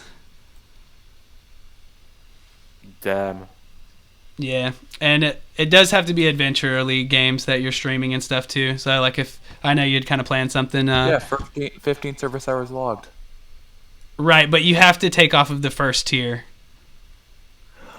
Oh no. Yeah, you have to grab every Yeah. first tier, then every second tier. Yeah, just it's all explained there in the PDF. Just make sure you read that through clearly so you don't make any mistakes. But yeah, you got to I start. was able to just skip, man. He's like, oh, how much is that? Like 10,000 gold or something? He's like, I'm about to get a lot of gold. I was gonna use that gold for plate armor. Thankfully, we got the flurried first, so Dang. Yep, you got to start small. But another thing is like this is where, depending on the magic item, it might not always make sense for your characters that you have available. So you're gonna want to start like kind of creating other characters. Like you might need a spellcaster now. Yeah. Yep, but that's the fun thing about Adventurers League is you're not always gonna get to play that character anyways because you're gonna level up and stuff. So. Like for me right now, I have like 2 tier 2 characters, I have 1 tier 3 character, and then I have like 6 tier 1 characters. And they're all level 2 or above now either. Yeah. So that it says on the document, but you get a level with the items too. So you don't have to assign it to that character, but it's a use it or lose it kind of thing. It's like you assign it to that character, or you assign it to another character, or you just let it go. Question: what level do we hit tier 3? Tier 3 is 11 through 16. Yeah, it's wherever you gain an extra attack, it's one tier higher. Okay then. So one thing to keep in mind too is that tier 2 you can carry in 3 magic items. So you kind of got to choose from what you have, but as you start to gain more, you can only take 3 in with you, unless it's common or consumable. Then you can take more of those. Well, okay. Because like that, the flurried plate armor that you guys are taking, that'll count as a common magic item, but which doesn't count against your main, list. But I think at tier 1 you can have 5 common. I think at tier 2 you can have 10, if I'm right. I might just have to double check that. Give me 1 second. Talkon's about to get a whole lot of magic. I've been excited because I know you guys have had some service rewards to cash in, and I've really been like anticipating on which ones that you guys would pick and which ones I'd start to see popping up in our adventures and stuff. That's why when you'd used the wand of web earlier, I was about to call you Krim, but rookie. I was like, hell yeah. I was like, yeah, Honestly, though, too, the usage of that, while it did kind of make it harder to calm the crowd later, but I mean, you killed like fucking 8 of those at one go or more. I was like, whoa! Yeah. Gaming moment. It was epic, bro. Oh, that's nice. You can proceed to cross off the ones you've already gotten and used. With the downloaded file, you just gotta hold over and you can just hit back and it'll get rid of it. Yeah, keep in mind also, every cool. item you take, it also you can get a level. Yeah. Mm-hmm. Yep. Yeah, and the way it states it too is that you can assign it to a different character too. So if it's like, I want to play another tier 1 with Talkon, I don't want to level him up too fast, so I'll just create me another character, and instead of having to bring him at level 1, he'll be level 2, even though he won't get the magic item or any of the other cool stuff. At least he won't be a level 1 scrub, I felt kind of bad earlier because I knew you guys were going to be strong in combat, but I think I underestimated how much damage that thing could do in one go. I was like, holy crap! My health was 28, by the way. Man, that thing almost knocked you down in more ways than one. I was like, oh my god. I was thinking, you know what? I'll be fine. My armor class works, and then just boom. Like the normal hit. If it was a normal hit, 15. Yeah, my armor class would shut that down instantly.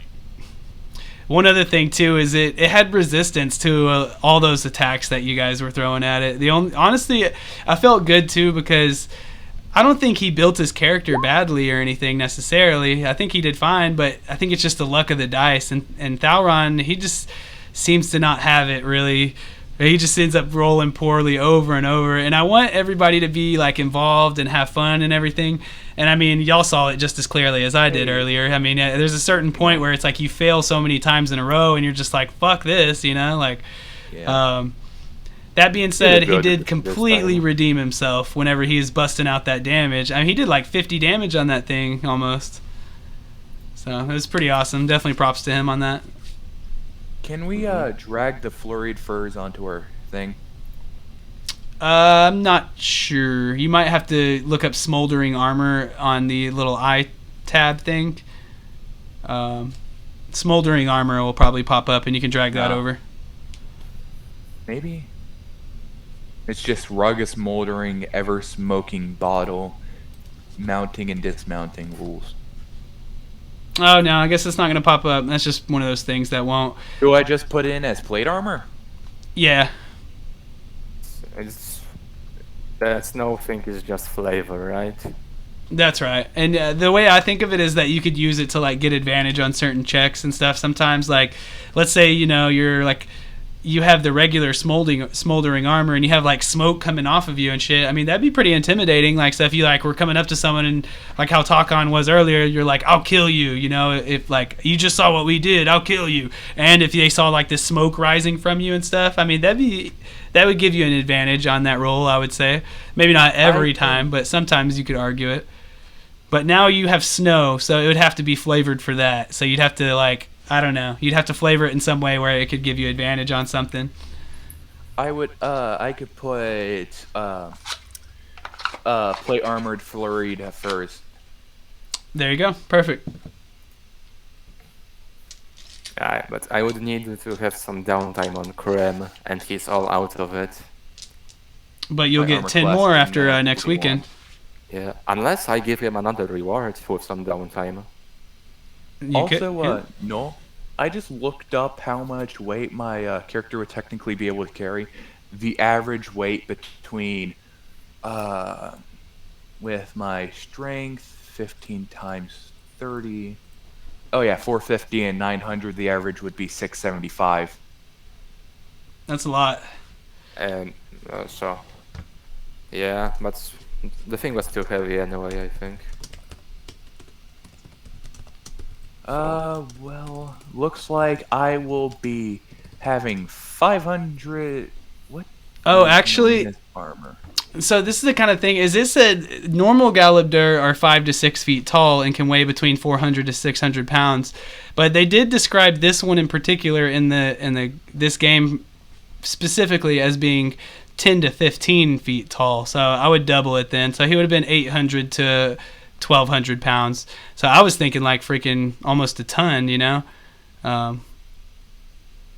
but not quite. If he was half a ton, that would be 1,000 pounds. The reason I was asking how much weight did they knock off? Because 900 pounds, and then I would have been able to pick him up. Yeah, I might have flexed it in your way if you would have gotten the opportunity to. It would have been at that threshold probably. Okay, so I guess that would be. All right, well, I'm going ahead and ending this